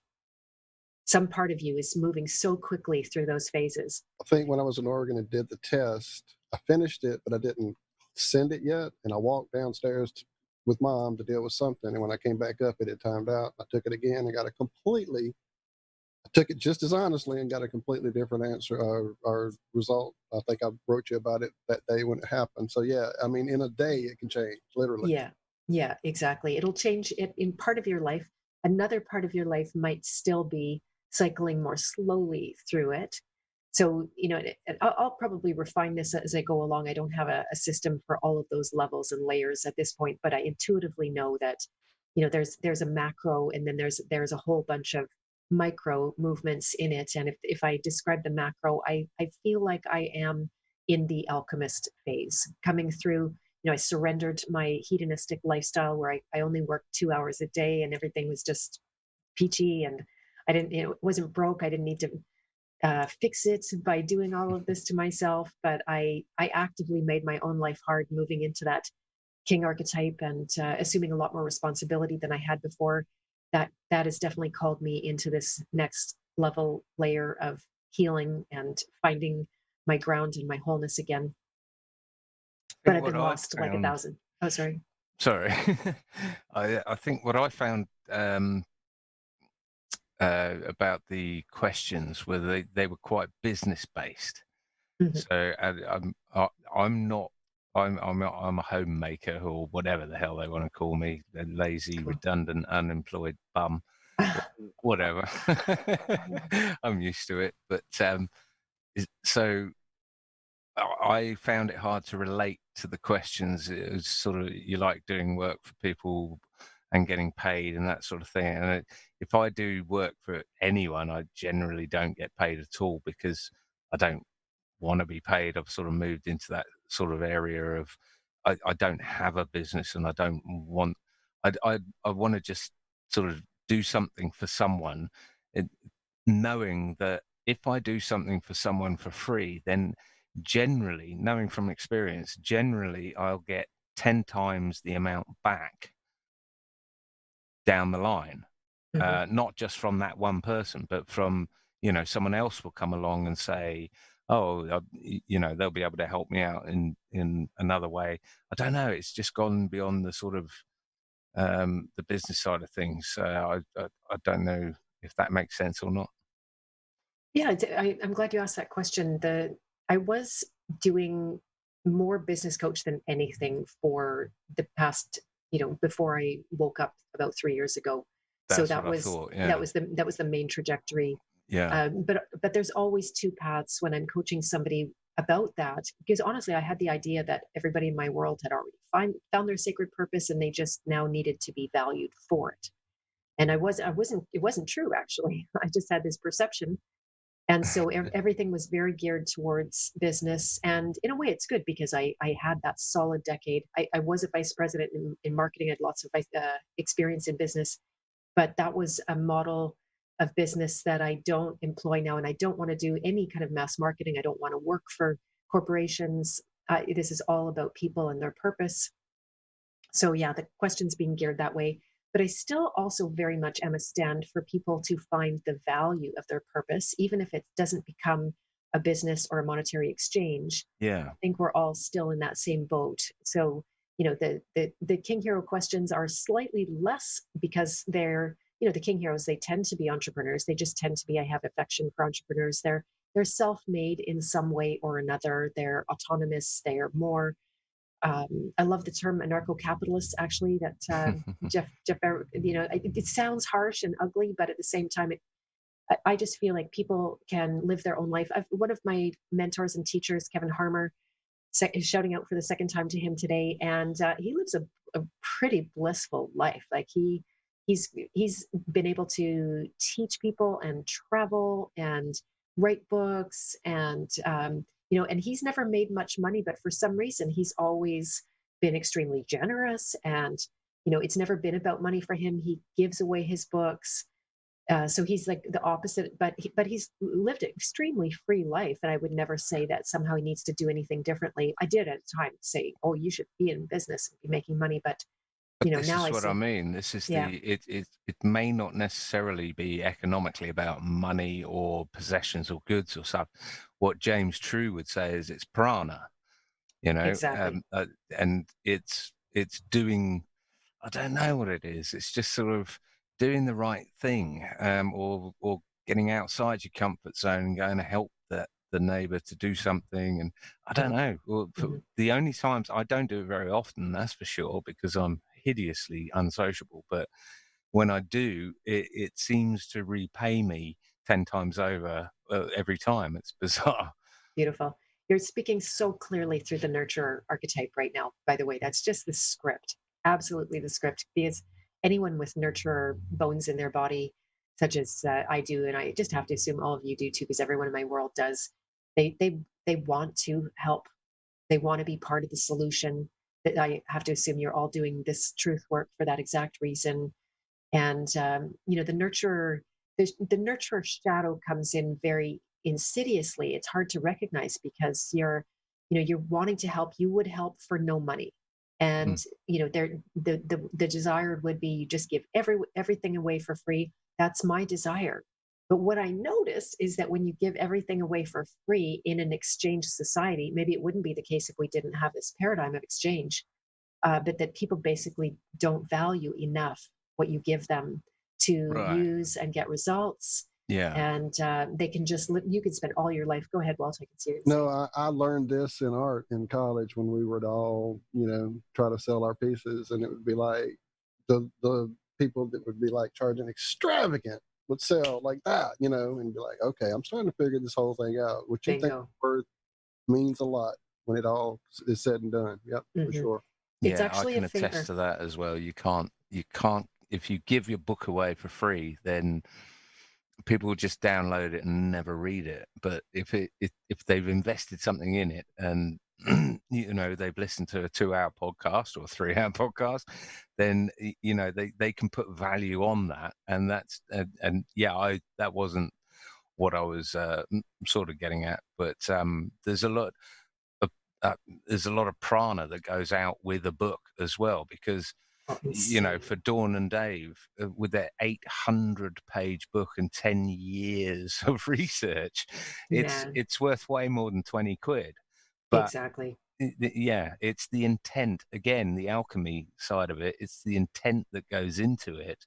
But the monetary value on it is, it's necessary a lot of the times, whether it's 99p as a Kindle or to get a physical book in front of you. That's the prana as well. It's I think I love that point, actually, because I put more work into this than I've done in my book, if anyone can't see it, than anything I've ever done. In fact, it was probably bigger than my cancer journey, I have to say, like in terms of the how much work I had to do on myself. I cried every day with this one. It was something, I thought I'd healed from stuff, and I'm writing about it, and it's just like bawling and bawling. Never mind just the logistics of publishing a book is insane. Plus, I had a very strange coaching relationship that went sideways in the process. So the whole thing, and now I sell it for $30 on my website, and it contains my entire life's work. Everything that I stand for is in there. People have been reporting making beautiful changes in their life as a result, having profound awakenings to their own inner workings. And now, to me, actually, as a nurturer, it's so satisfying to have this out there. It's so approachable, right? Because it can, if you come in my world and want to work with me one-on-one, it can be thousands of dollars, and I make no apology for that whatsoever. I give way more value than even those thousands of dollars.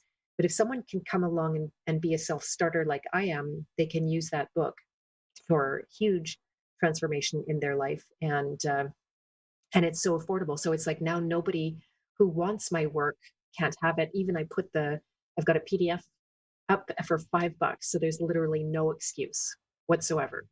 There's no one that couldn't afford this. That's great.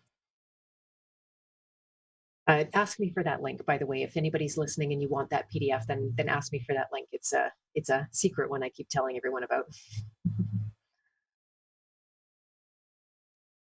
Tell everybody while we're doing this, where all the places they can hang out with you. I know you and I hang out over there on Twitter, and I think we have you on Skype as well. So anywhere they can get with you, let them know for sure. Absolutely. So I love it. The social media, I love that conversation. I'll tell you about that. But I'd love if you came to my website, bethmartens.com, because everything is so volatile right now, and people are getting shadow banned and censored. Exactly. You're right. So you're right. Yeah, a good start is bethmartens.com. That way we're in contact, and we won't lose it if for some reason Facebook or YouTube takes me down. Having said that, my YouTube channel, I've been growing thanks to Rose 777 the other day. She got me over the 1,000-person hump. Awesome. And I know it was a miracle. It was so beautiful. Like nobody's ever just given me a gift like that. She brought all her people over to the stream that I did with her. And many of you I know through her. So huge shout out to that beautiful woman over there. I love interacting on social media. It's fun for me. I'm always putting out something that makes somebody mad, or there's a lot less of that now. I think they're all gone. I don't know. There was a lot of blocking and deleting going on.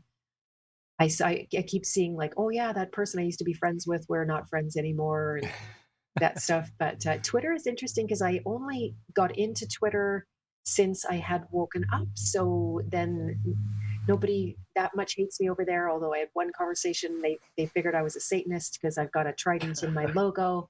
There you go. So even within the truth community, there's so many.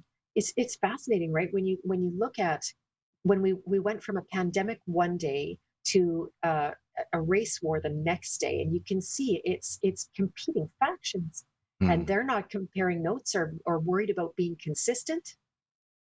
What is your Twitter address?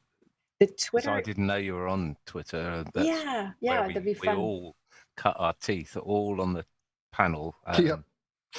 Yeah, it should be. I'm just at. Oh, sorry. Yeah, I'm just at Beth Martens, BethMartens. So absolutely come and check me out there. I'm on Float. I only remember to post there. I'm on Telegram. Telegram, also one of our favorites. Right on. Right on. That's great. I just heard, if anybody doesn't know, that group chats are not encrypted. Oh, really? Yep. No, they have to be secret chats.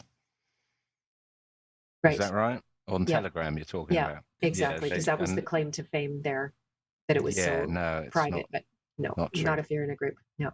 No. Mhm. Yeah. Yeah. I'm part of like 100 groups now. Everybody got behind the scenes because they didn't want to talk openly about what was going on. So There is a definite business opportunity outside the prama and well into the financial for people who want to set themselves up on the internet and hide their identity and their paper trail that they leave behind. But I tend to think it's too late for that, to be honest. And who gives a toss if they're listening to us anyway? They know if you've got to this point, then you're probably on the list anyway. So who cares? it's true. That's the thing. I think, it is too late to hide at this point. And if you think they're not seeing your private chats on Facebook, like they are. Right. I almost think incognito is a way, like they're like, oh, these people have something they don't want us to look at. Let's peek over there. I mean, I would think that's where they would focus is people. The more people try to make it private, I would say the more flagged it would be. Exactly. Yeah, that was a very sobering moment. I'm going to be actually interviewing the great Baldini tomorrow morning or tomorrow afternoon on my podcast. Oh, that's And- awesome. I was going to say he's in our Love him. in our He's chat right now. At the moment. Oh, Shout out. fantastic. Baldini. Nice. And can I just say a thanks to other channels that I've seen some people saying, I got sent here from so and so from Jeren, from other channels out there that great thanks for that. That's the sort of practice we want to encourage. I think is to self-promote ourselves out, basically. Word of mouth is the way to do it. Cheers, Josh. It's so beautiful, you guys. It's very rare to be part of a community that genuinely wants everybody to grow and thrive. It's so rare. And the more people grow and thrive, the bigger everything gets and the brighter. It's again, if you stamp somebody else down, it doesn't make you any bigger. It just makes a really bad environment to be in. Not very friendly in that, but there's so much talent, so many different people doing so many different things. Yeah, we talk about making the Central, and Stop, Look, and Think is a good website that centralizes things. But yeah, there is so much good going on, and word of mouth is always the best way of doing it. Again, the sharing, share what you like, support who you like. Exactly. Yeah, it's a beautiful thing. A lot of people out there, they are so afraid to support somebody because the feeling is that it will make you less than, or somehow it's going to take attention away from your thing if you send people over that way. And it couldn't be further from the truth. Like you said, Cami, it just grows the whole thing for everybody. Gets the energy going, gets the happiness going. You got to love it. Yeah, Rose is a good one for doing that and bringing people. She's got so much energy and is doing such a great job with that. I think if you subscribe to Rose 777 and just look at everybody she's contacting, you'll get like a huge subscriber list right there. You got it. Yeah, no, she's amazing. So yeah, good. I was following a live stream yesterday, driving across Lake Pontchartrain or whatever, and seeing all these people in queues with masks on. It was just, and then it died, and yeah, I was a bit gutted. But yeah, and gutted I missed the show with Rose on. Glad I got to talk to her on the Wednesday. But yeah, I'll be looking you up, Beth Martins, on Twitter, absolutely, and giving you a follow there. Awesome. Thank you very much. Appreciate that. You can always head on over to bethmartins.com as well. And Beth Martin is also part of the traveling ladies group called the Bitches Brew. Nice. Iron Realm, we will be hosting a Bitches Brew sometime on our channel, and I don't think you guys are invited. I it just might be me hosting and you guys in the audience, so I might need help setting up in that. Are you Josh or kidding? Walter, Oh, I would Zach. No, we'll love help you that. any way we can. Or Thank we you could say that, yeah, one of you guys could be bitch for the night. Right. But she is part of a group of, we're doing a ladies show every 2 weeks. And that is with Rose 777, with Beth, lovely Beth, with lovely Karen B, whose channel it is on next, and it's next Sunday night. I I think it's believe. this Sunday night, Yeah, this coming Sunday night. Okay. And what time is it? I know it's 7:30 Central. so 6:30 Mountain, 5:30 California time. How dare you? Us kings can be mermaids too, you know. There you go. Notice I didn't say mermen, right? Like when I was Right. thinking the whole men side of mine is like, nope, it's not going to be mermen. Absolutely not. How So- dare you? Yeah, exactly. Exactly. Well, and that's so funny, Beth, because when we were talking mermaids before the show, and I said mermaid, I just have always liked mermaids, and I've always felt happiest in water. So I wonder, like, was I a mermaid in another life? But I didn't know there was a whole mermaid thing going. I was like, that's interesting. Beth also likes mermaids a lot. That's unusual. And we were talking mermaids as demons, and I know we brought up the topic them that demons is another one of those words that we associate demons with evil.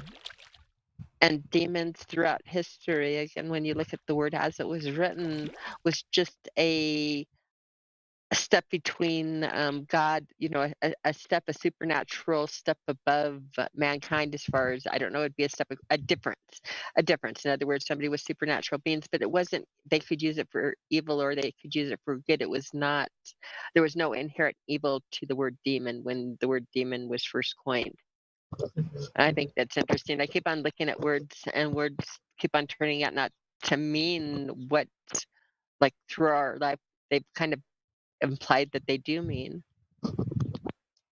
Well, that is my experience in the teaching of the archetypes, is that anything that's in the unconscious will express like a demon, like an enemy to you and to others. And the very same identical energy, when you bring it to the light of consciousness, becomes like a superpower and everybody's best friend. So, it would fit. It was interesting because I was listening to Rose and Nachiketa this morning, and he was saying he didn't believe in evil, so to speak, if I'm quoting him correct. And then Rose said, well, I think this is where we're going to have to divide here, because I have this. And I was the same. Like I would have, before I let myself look at the evil in the world, I would have said, it's just a shadow of an archetype and it just needs to be awakened. And then I saw this, oh my God, am I tangled with this cat? Okay. I'm gonna hang the guy. No, it's sometimes a conscious choice because it feels good. Good and evil is a choice, and there's power in the dark side sometimes. So I think a lot of it, the darkness is the power of the dark side. There's certainly a lot of energy in that darkness, and I think it can be the answer to that, what can otherwise feel like powerlessness. Where somebody has maybe been through big abuse, and then they themselves become the abuser. That can be, try to compensate for the loss of power that they feel. Because and also there's another thing, like say with the rebel archetype, is that when you didn't get any attention, then bad attention is better than no attention. So that's one of the reasons the rebel archetype will act out and do wrong things, because they just need the juice, they need the prana, and they don't care if it's good prana or bad prana. That prana is prana. So that's where, but then there's it seems like there's a whole other level of, and this is my definition of Lucifer, that Lucifer had it made in this cosmology, whether this is just a story or I don't know what, but it still works energetically somehow, that Lucifer had everything, that he was the highest angel, he was God's best friend, or whatever that story goes, but he wanted to be God, and that sent him into this really like right into hell, I would say, instantaneously, because the moment you have that hunger for absolute power, that is the definition of evil. And it's bottomless. Like you can't find the bottom, right? We were talking about, are things going to get crazy enough and everybody's going to wake up? I don't think so. I think we all have to choose our own point of that we're going to flip it and start going up. And is there a point where there's ultimate soul loss that you cannot come back from? You cannot heal. There's no vestige left of a human living soul, and that to me could be the definition of evil.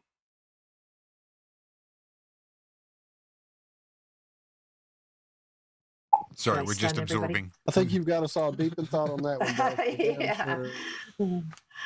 I was starting to come back with it, except for it doesn't go with the conversation that that's another one of those words that doesn't usually mean what you imply. Lucifer literally is a job title, like a baker or a cobbler, or that a Lucifer used to be that somebody had to bring the light, somebody had to carry the light along, and the Lucifer was the light bringer. And so then they called Venus, the planet Venus, because bringing in the light of the day, the light bringer, also known as Lucifer, but it's a title meaning the light bringer more than an evil entity. And it's going to be again another one of those words like demon, that it doesn't mean what you really think it means. I hear you. Yeah, we're going to go deep into this with Baldini tomorrow. If you're still listening, The program is so easy. Sorry, Kimmy, I think you've hit about your limit there. Yeah, you're breaking up. You've walked Breaking up. How's this? Is this better? Yep. Let me Yeah. just set you up some. Oh, wait, you're moving. I was going to say, we'll set you up some tape so you know where your boundaries are, but they're going to change in 2 weeks, so it doesn't matter. They are always changing, and I'm always in motion. I'm on a wireless set. But yeah, it makes me on these words that don't mean what we think they mean and have been soured, and even thoughts like a swastika that we imply, or Aryan, or different things that they've soured what the meanings are on it. I think it's important that we stop and look and wonder why they program sour meanings into it. And is it something they don't want us looking into for a reason, because it holds a lot of the answers? Mm-hmm, mm-hmm, mm-hmm. Yeah, I feel like I just glommed onto that. Since there's this ongoing desire to make sense of the nonsense, and that actually ended up being a pretty good topic in my book. Was the how you can just be constantly asking why, and sometimes there literally is no why. There is no reason, and there's no bigger pain than the fact that there's something bad happening for no reason. So that's another way to play with that word. It's going to be fascinating to talk to Baldini tomorrow about this. I'm sure he's got lots going for it. There's the whole thing that some of those, and I think it's more in the Christian world, they're saying that we're actually getting tricked to come to earth when they're saying like go into the light, which is, they're saying no, that's actually Lucifer, that we're getting tricked into this realm by Satan because this is like Satan's domain. But I totally get where you're coming from, Cami, in terms of like it's not exactly my mythology, but I'm still, I feel like I'm so just like open to absolutely anything right now. And but I get that is important, where they've given a word like I'm seeing in the chat. But where you're using them in the about now, I do know that in like the movies and that they seem to tell us that you can, I mean, in songs, there's still time to change the road you're on. That was of course, Stairway to Heaven. There's always time to change the road you're on. In Star Wars, even, I mean, I think what you learn from the movies, or what they're telling you too, is that within like the bloodlines, or the careful within the worst family, Palatine's daughter comes the shining light, and out of the worst family can come the worst evil. But it comes down to you making a choice. And you might be predisposed in different ways, and the different bloodlines can make, again, the prana and things react heavier in you, where you have more power, and you can either do more good or more evil with, like, again, the energy that you wield. But I think there is time to change the road you're on, and that's part of your journey, is understanding it's a choice. And I think that they put it right in front of us in so many movies, and in so many, again, different programming pieces out there, where they have to. Go totally ahead. agree, Cami. No, I was just saying I totally agree, Cami. I think that for all the bad crap that they put in the movies, they do have some sort of moral to them, and look, good guy usually wins, doesn't it? But it's always stacked in against their favor to do it. But yeah, I totally agree that you need to realize that you're an individual, and it doesn't matter what roots you came from, who your parents were, whatever happened around you, every single second of the day, you make a choice as to who you are and what you do. And it's entirely up to you. So, And every moment interacts and affects the next. Exactly right, John. And you can bury yourself in deep, but in any given time, you can throw it out there and say, I want to change. Uh, it has to be from deep inside. It has to be real. You can't pretend. And that's the thing, like even with the religions, where they say, you know, as long as you give yourself to Jesus or whatever, you are saved, or forgiveness, or you would think growing up Catholic, it's like, why not sin? Because you can go to confession and just get forgiveness. So what, you know, what's the point? On the evilness, it's not a confess or do what you're told type of atonement that's needed. It's a true feeling, a true choice, something in you that affects your energy and the way that you interact with others around you. well, Again, so much stronger. I just think there's literally no point in lying to yourself. I came to this conclusion a while back. You know, you can lie to everyone around you. You can play the ego and everything else that we all do, but there is literally no point in lying to yourself, because that you know yourself, so you know you're lying. So there's just no point. Yeah, And I think it's okay. if you sorry, I jumped all over you then. But No problem. if you have these conversations with yourself in a dark room, in the silence, in complete contemplation, if you talk to yourself and say, okay, well, I'm not going to lie to myself, so have I been a bastard or not, and go through your life and say, yeah, I was a bastard there, I was a complete bastard there, and oh dear, we're not going to even talk about that one. But it's important to recognize these in yourself, whether you recognize it, whether you let anyone else on or in the world know about these sort of things. It's not it's not about that. Sorry, go ahead, It's Beth. about, facing your very own, your very, again, go ahead, Beth.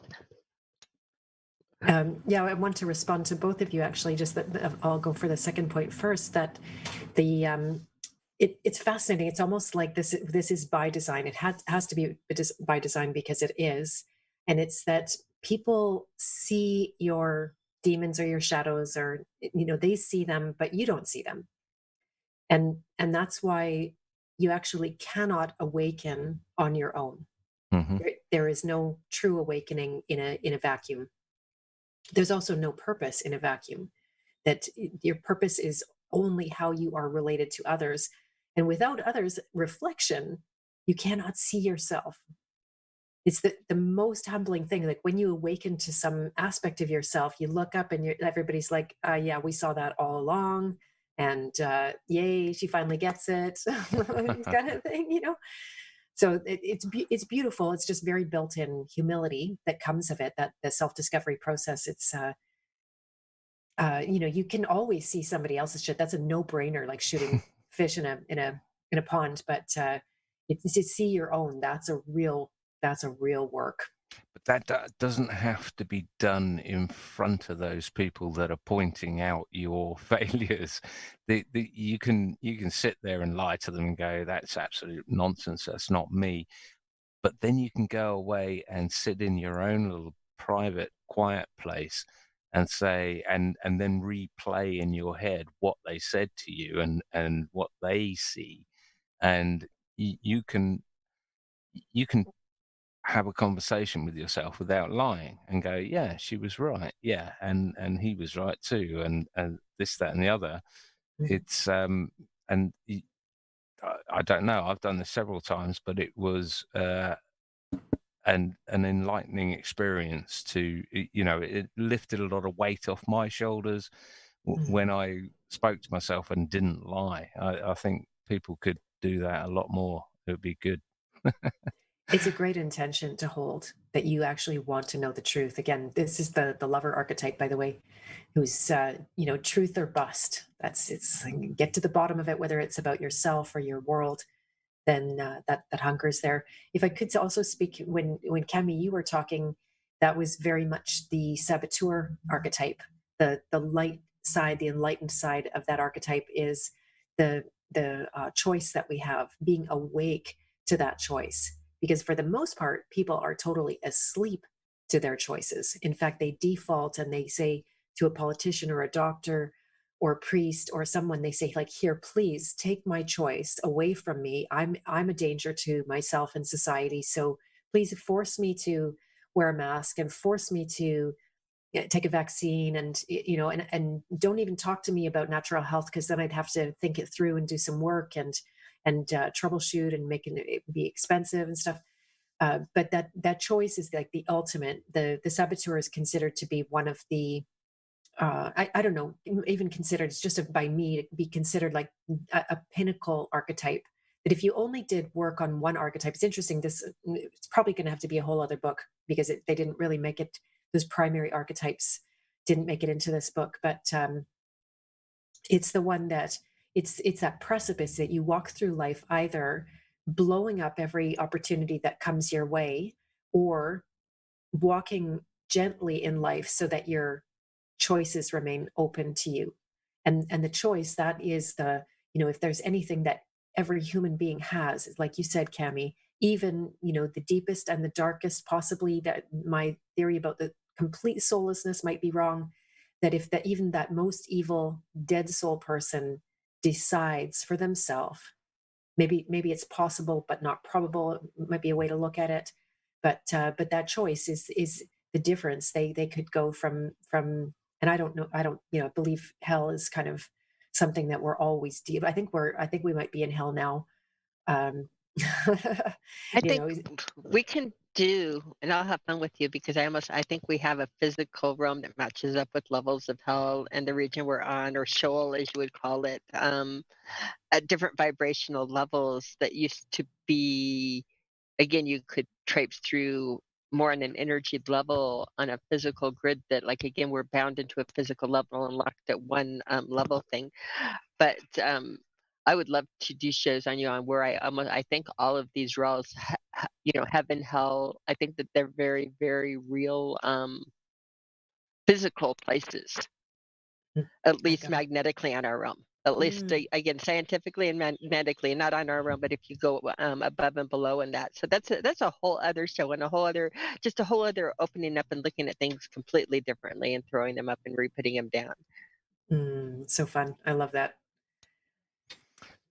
Beth, I'm going to have to do a runner here in the UK. It's 1 o'clock in the morning. It's been an absolute pleasure. I've thoroughly enjoyed the chat. I'll leave you on one question. Amongst all these architects, is there an architect that we should all be aiming for, or is it, like you say, a sort of Mobius strip of a journey that you just live through these archetypes? Is there a particular archetype we should be heading for? It's a great question. I've never been asked before. I think the goal, like the archetypes are tools, right? So they're not actually the goal of it. They're the tools. The goal is freedom. So that's the thing that everyone, if this was the work of Lester Levinson, if you can want your freedom more than you want anything, and that's to be, more than you want people's approval, more than you want to have a sense of control over your life, more than you even want to live, more than you're afraid to die, more than you want to have or do or be anything. Not to say having, doing, and being isn't good and shouldn't happen. It should. But once you get that basic thing out in front of you that you want your freedom, then freedom starts to pull you. Maybe that's the archetype, is freedom itself. And what does it mean? And exploring that, coming face to face with your fear of living, your fear of being responsible for yourself, because that's a thing, even saying, oh yes, I want freedom, people don't really know what that means. But there does come a point where you want that more than anything and you're willing to live with it, then your life pulls you in that direction. And so much can fall into place, and it has its own momentum. It pulls you, it engineers that, conflicts that used to take me a long time to get out of now are just like so quick. Conflicts will reject me in advance. They don't want me. They don't want anything to do with me. It's not a match. And It really is a journey, isn't it? It really is moment to moment. Absolutely. So thank you. That was a great question. Like I say, that was a fantastic chat, and hope to see you again. I'll mute out and let the guys finish up. Thanks so much, John. Love talking to you. Thanks, Beth. Well, just in case you don't come back in about 5 minutes. Goodbye, John. Have a great weekend. I'm trying to be disciplined.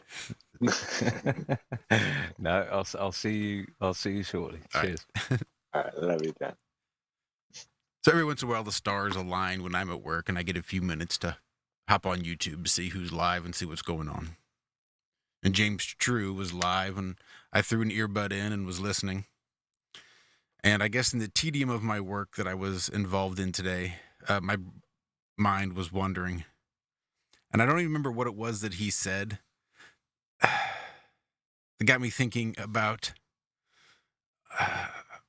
like a spiritual straw man. And this idea that these elite are splitting the personalities of these children, right? This trauma-based mind control on these children, and are creating all these personalities. And it got me thinking sort of about blackjack. And it was like a karmic blackjack. When you get, like a pair of fours, you can just split those, and now you're basically dealing into two hands. And that would be sort of the purpose of this trauma-based mind control, is to split these personalities to create like a karmic straw man, so they can do all of this horrible, horrible things, because it's really this karmic straw man doing it, not their actual other personality, which has been tucked away deep in their psyche since a child. So that they can get away with all this stuff and then just sacrifice these straw men whenever the need be to protect that inner true person, wherever it may be. I don't know. Again, just my mind watering and tedium, but I had made a note in this thing, and I wanted to make sure that I actually spoke that out loud at some point. Yeah, it's fascinating. I think everybody does it to some degree or another, because I think everybody is traumatized to one degree or another. So some people very severe, and it will be actually like two personalities that are not aware of each other. But I think if you went and you started getting very deep into it and were able to measure, then you would see that, like, and we have this where life is such an up and down, remember, forget, remember, it's like, oh, everything's so perfect, and it's all like everybody's so enlightened, and it's a beautiful earth, and then boom, oh my God, I hate everyone, and everybody's a problem. And it's just this like constant kind of thing. And it is like those two parts are not aware of each other. And in fact, if you remind the dark one of the light one, that's going to be like an insult to the dark one. You're going to make them mad, so there is this and that's the work of the alchemist, to see all the, sometimes almost millions of fractures of bits and pieces of ourself that have been put aside and compartmentalized, even just at the most mundane level of one's profession, how we're taught to identify with the tools that we have. So if you are, if you are a writer, you call yourself a writer, but it does not even begin. Let's use James as an example. So it does not even begin to describe the depth of his work. To call him a writer doesn't do it. He likes that title, but it misses everything. And then, and if it misses, it's almost like he misses it, even though it's all there. but not allowing those worlds to come together. That's one of the things that is a hallmark for me as a business coach, because everybody comes to me feeling like a many-headed mermaid dragon, that they're going in so many directions at one time. They have multiple interests. There's a lot of things that capture them. They've got skills in a lot of different areas, and they're always being told you have to focus and pick one. And then I always say, well, what should I cut off, my arm or my leg? Which one? Because this is the whole me here. And so that's what I'm able to do to help somebody build a business out of the wholeness of who they are. And they never again have to worry about, am I a teacher? Am I a coach? Am I a writer? Am I a thought leader? Am I a broadcaster? All of those different things are nothing. They're just the myriad of ways that you express. And then there's you, the wholeness of you, that this is an expression, I've said this so many times, but the whole is so much greater than the sum of the parts. And it's not just greater, bigger, it's different. And I bet, Cami, you got a lot to say about this too, because as long as you're just looking at pieces, they have very little power, very little energy. But in the wholeness, there's something entirely. When I build a business with somebody, I don't even know, they don't know, and I don't know what wholeness is going to look like, because it's never been seen before. So it's almost always a surprise to both of us, a very beautiful surprise. And it's also tricky because it's a constantly evolving thing. The wholeness, it's like we're always learning and growing, and that's the purpose of existence, to learn and grow. So those splits are, and you can actually learn to identify the feeling of a split.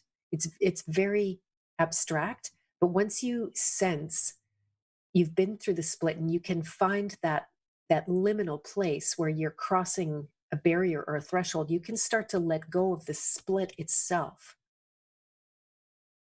I know I got off the deep end of getting confused look here. So No, No, run and with it. I'm Keep going. Yeah. More thoughtful. I'm going to, Lynn. and I have No, a Okay. line down there that, let's say this is probably looking to be how to be an alchemist. It would be my guess on the thing. But what about if you have a friend or somebody that's going down and making dark choices, and they're a good person and they're making dark choices, but like you said, dark is like annoyed when it's pointed out that it's dark. You hit right on that it's like it's insulted. It certainly doesn't. How do you alchemy people back into seeing the light, or out of the darkness, or making them aware of they are making dark without getting like the hackles are having that feed the darkness? yeah, the only way, because we have free will, that's they have to choose, They but have their own. they have to choose. But having said that, you can do the work on yourself to let go. And this is, as a coach, I'm forever doing this, because I have a lot of feelings about my clients. That, in fact, I was just teaching another client how to work with this. She's extremely frustrated by a client of hers that's spiraling into darkness, and she can't help her, and it's just causing so much angst in her. And I helped her get to a place today of being not at peace with that she's spiraling, but to let go of all of her unconscious um, motives that none of us are really aware. That's why they call it unconscious. So for the most part, when we see somebody spiraling down, it brings up one of these three major programs. They're core programs, and you don't have to believe me. You can start looking into it. This is the work of Lester Levinson. So the core programs being that you are afraid not to have love and approval, or you're wanting love and approval. The second one, you're afraid not to be in control, or wanting control. And then the third one we talked about, of the fear of not surviving, or that want for survival. So if you go to work and you take all of that, what's not love, out of the picture between you and that person that you want to help or stop from spiraling, then love is the transforming factor. So if you get to a place of having nothing but love for them, then you can see miracles before your eyes. So that's, if you're going to have any positive influence on somebody, that's the only way to do it. Very good. Good answer. I like that. It was a tough question. I mean, it's because again, each person has their own. But as an alchemist or as a person, again, it's hard to stand by when people go dark that you care about. So, Oh and I think boy. every single person deals with that in their life. Oh, exactly. Never mind if it's a child or a partner, a parent that has so much effect on your life, then it's the hardest thing to do. I know, like I can do this mostly with everybody in my life, but then it goes with my child, and all of a sudden I'm like, hold still, I'll kill you if you don't get better. Right? Like there's this constant, like, okay, you're the only person I need to manage on the earth. Well, no, it turns out you have the same free will that everybody else does, and I have to do that same work on myself. I have seen huge transformation in my child over and over again because I chose to do the work within. So it works if you do it. And sometimes, people just, I've released my butt off when it came to let go of so much with my dad as he was passing, and it didn't stop him from dying. It didn't stop him from, I think it was John asked me earlier, we couldn't even communicate. He went into dementia after his last diagnosis. His mind was gone. I couldn't even, I told him I loved him and he looked away. I'm not trying to get your sympathy, but he was just not present to us in that way. He was afraid. Everybody was out to get him in the hospital. They were torturing him. They said they might have been, because we don't know what's really going on in there. It seemed like dementia, but who knows how much of reality was going on. And, so he still had to go through his journey that he chose. But I came out of it with immense healing, immense awakening at the same time. So, we're ultimately we're not fighting with death. Everybody loses if that's the case. I love it. Mm. That can't be the case. Yeah, that is so well put. Yeah. Maybe when it comes to this, the soul's life, that seems a little bit more of the thing to be fighting for. And it seems like there's a lot of evidence that that's what really, because they could have killed our bodies a long time ago, just up the dose of fluoride in the water, whatever, right? That would be so easy to finish with us, but it seems like the To war's kill on the the soul. physical. Yeah, the physical is not hard to kill. Mm-hmm. Exactly. The soul is a totally different thing. The power of the human soul, unbelievable. And they know I still know I haven't even come close to grasping how powerful we really are. Mm-hmm. Mm-hmm. Yeah, that's the job, I think. That's what we're awakening to. Yeah, it's happening a little bit more and more every day. Mm-hmm. Absolutely, and especially in support or in community with support like this, that mirror, that's invaluable. Like that's how much quicker. That's why the world of coaching is actually as big as it is, because with somebody's witness, you can make much greater, even just on a mundane level, greater accomplishments.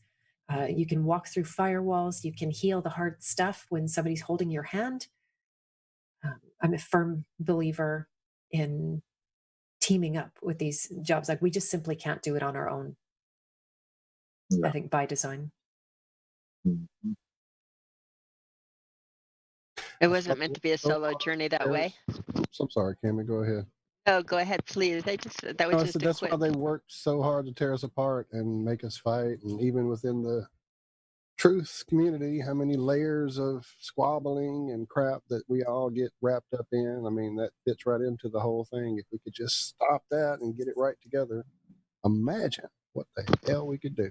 Mm-hmm. Imagine if we focused on the important stuff. Mm-hmm.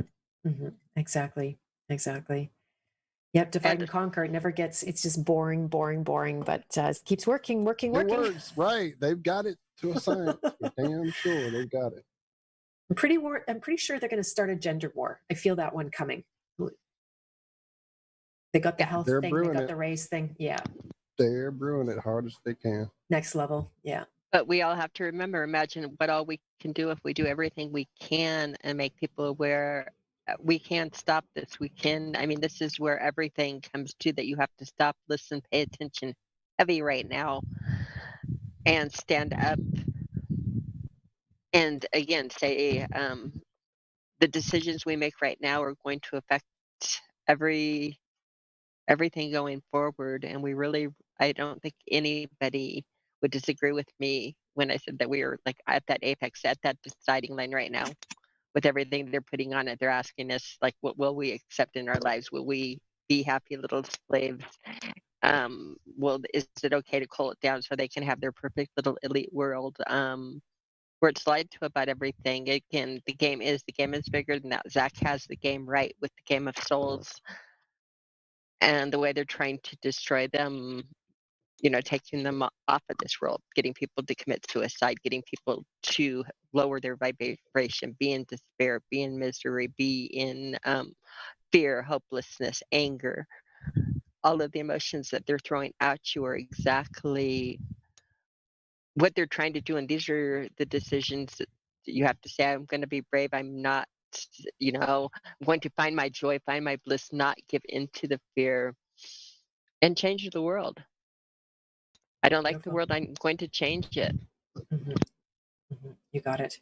Yeah, the worst trick they've done is to make people hate themselves and their own humanity. Yes. Such a deep wound. And you can't love anything else if you can't love yourself. Yourself is very lovable. But in this game, it's everything. And again, the vibration and the frequency. When I say game, I mean journey. And I truly believe that everybody can have their own say on it, but looking through and every way you look at life and feel it, you can just again feel the truth in it. Truth matters. Freedom matters. Life matters. Nice. I like that. Truth matters.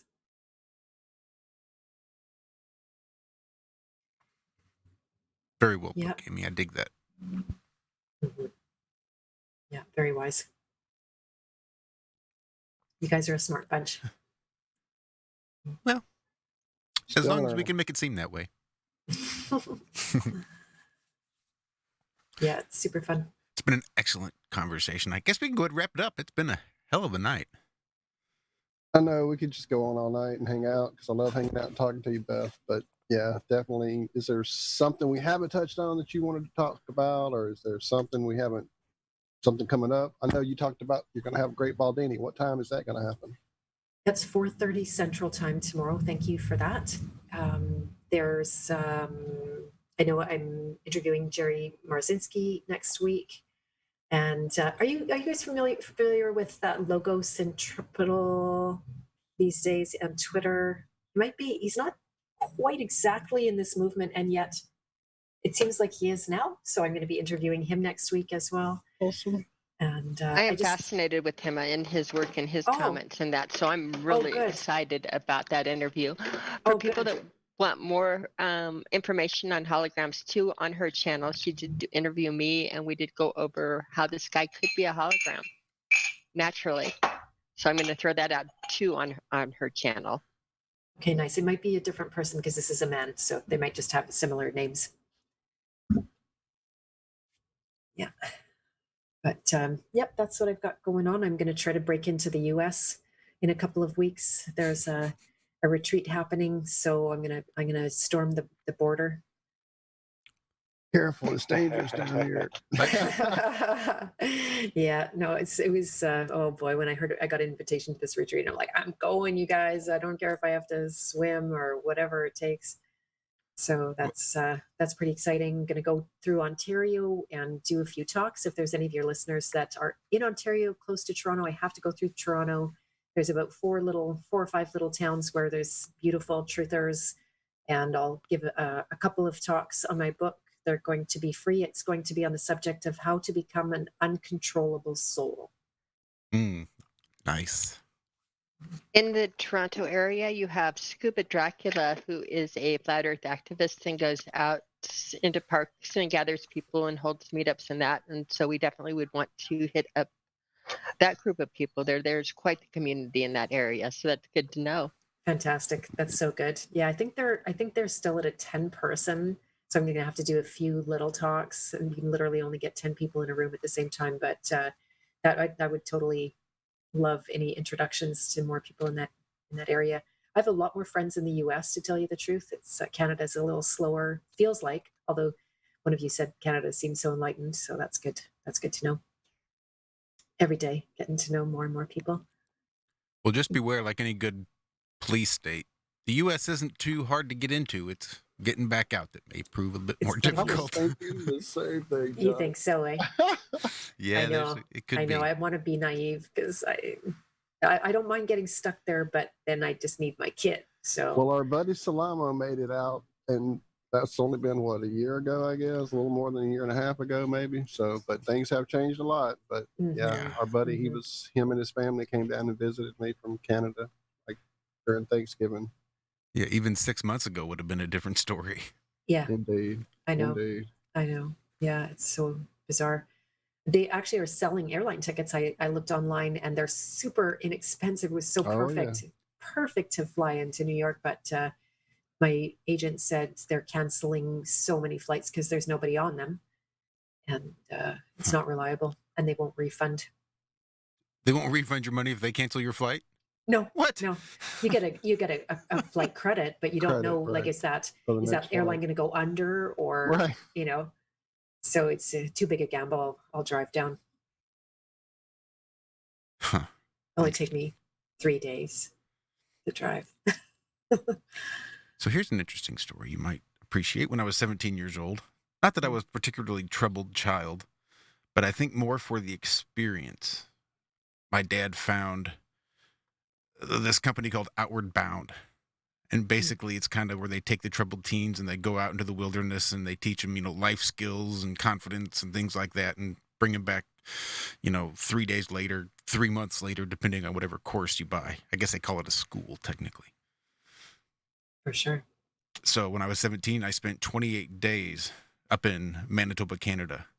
Oh, And that was the first time I got to see the Northern Lights. It was quite the experience at 17 to spend 28 days in the Attakaki wilderness up there in the provincial forests. Just me and like 13 other kids who were probably considerably more troubled than I was. I think I came back more troubled than when I went in, but fun. it was still a really That's good really time. neat. Yeah, I really appreciate Manitoba and the beauty and the pristine nature that exists there. It's an amazing place.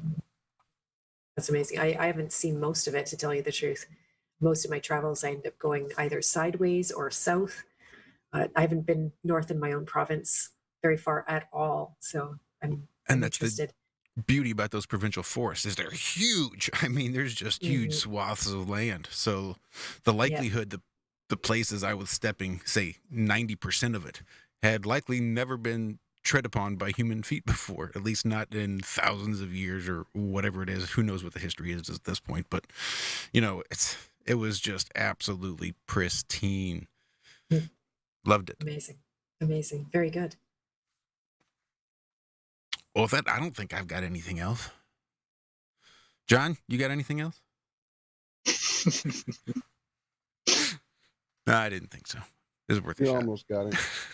He's probably reaching for the Beth, mute button. Thank you so much. Thank you. It was great when I was able to talk to you there in Oregon, and great to have you back here while I'm home. So hopefully we'll get to hear more, and keep us up on the retreat after you get back. Let us know how it was, for sure. I absolutely will. Thank you so much for hosting me, you guys. It was so fun. I actually got 2 podcast interviews at the same time. They were both a thrill. One was from 2 students that are starting their own podcast now. They got inspired. I know, so great. And then Cammie's invite came in literally seconds back to back with each other, and I'm just like, woohoo! So That's really nice. That's awesome. Yeah, super fun, very magical. Nice, because I'm also known for knocking on people's doors and asking for these chances, but it was really beautiful just to be invited. Well, that's great. Well, we appreciate you coming on, and we hope nothing but the best for you and your journey. Thank you so much, Josh. You're welcome. Well, this has been another exciting episode of Have No Fear. What was that, Cammie? Sorry, I just got started. I was going to say I'm looking forward to hearing about her journey to coming back, and I'm looking forward to talking to her when she gets back. And I'm on the East Coast, and we're gonna have a fun journey going forward. Totally excited. Speaking of the East Coast, isn't there some kind of meetup tomorrow? The 13th in South Carolina, I think. Am I remembering this wrong? Sounds wait, vaguely familiar. I think it's in our description. I was going to say, check the description. I think I left it in there. South Carolina area and I don't know if this is all we need to know or not. Huge meetup and street activism June 13th at the US 1 flea market. Oh, excellent. That means that's Tommy who's in the chat, that flat fellow. I'm hoping you're listening to what they're talking about, Tommy. But yeah, the meetup there, cannot wait to get out there and do more activism with him. This is Tommy. Everybody subscribe to that flat fellow.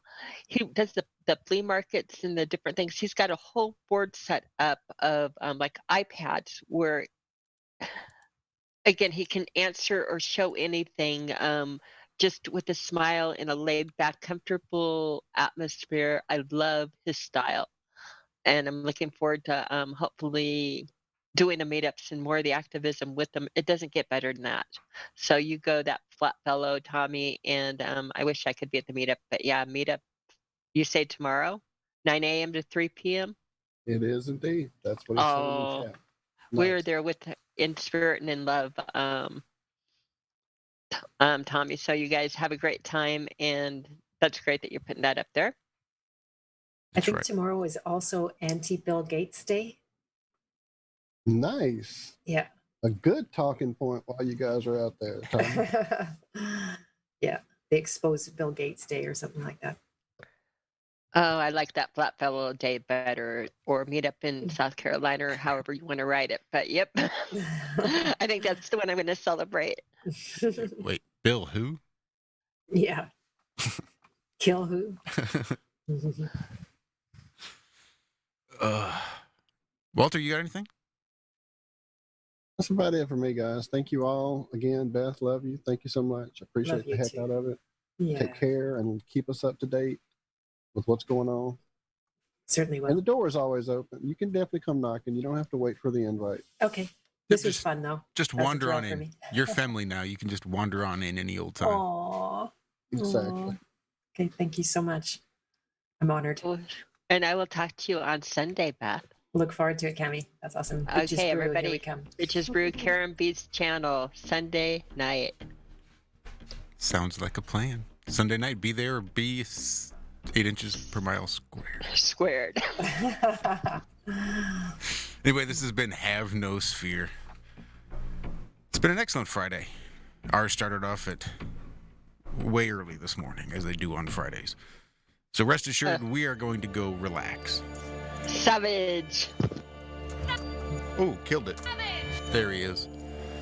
I don't want to turn the music up too loud, but thanks again, everybody, for joining us, and we will see you right back here next week. Otherwise, we'll see you over on TFR Land every Tuesday and Friday morning, 4 a.m. Central, 10 a.m. Greenwich Mean Time.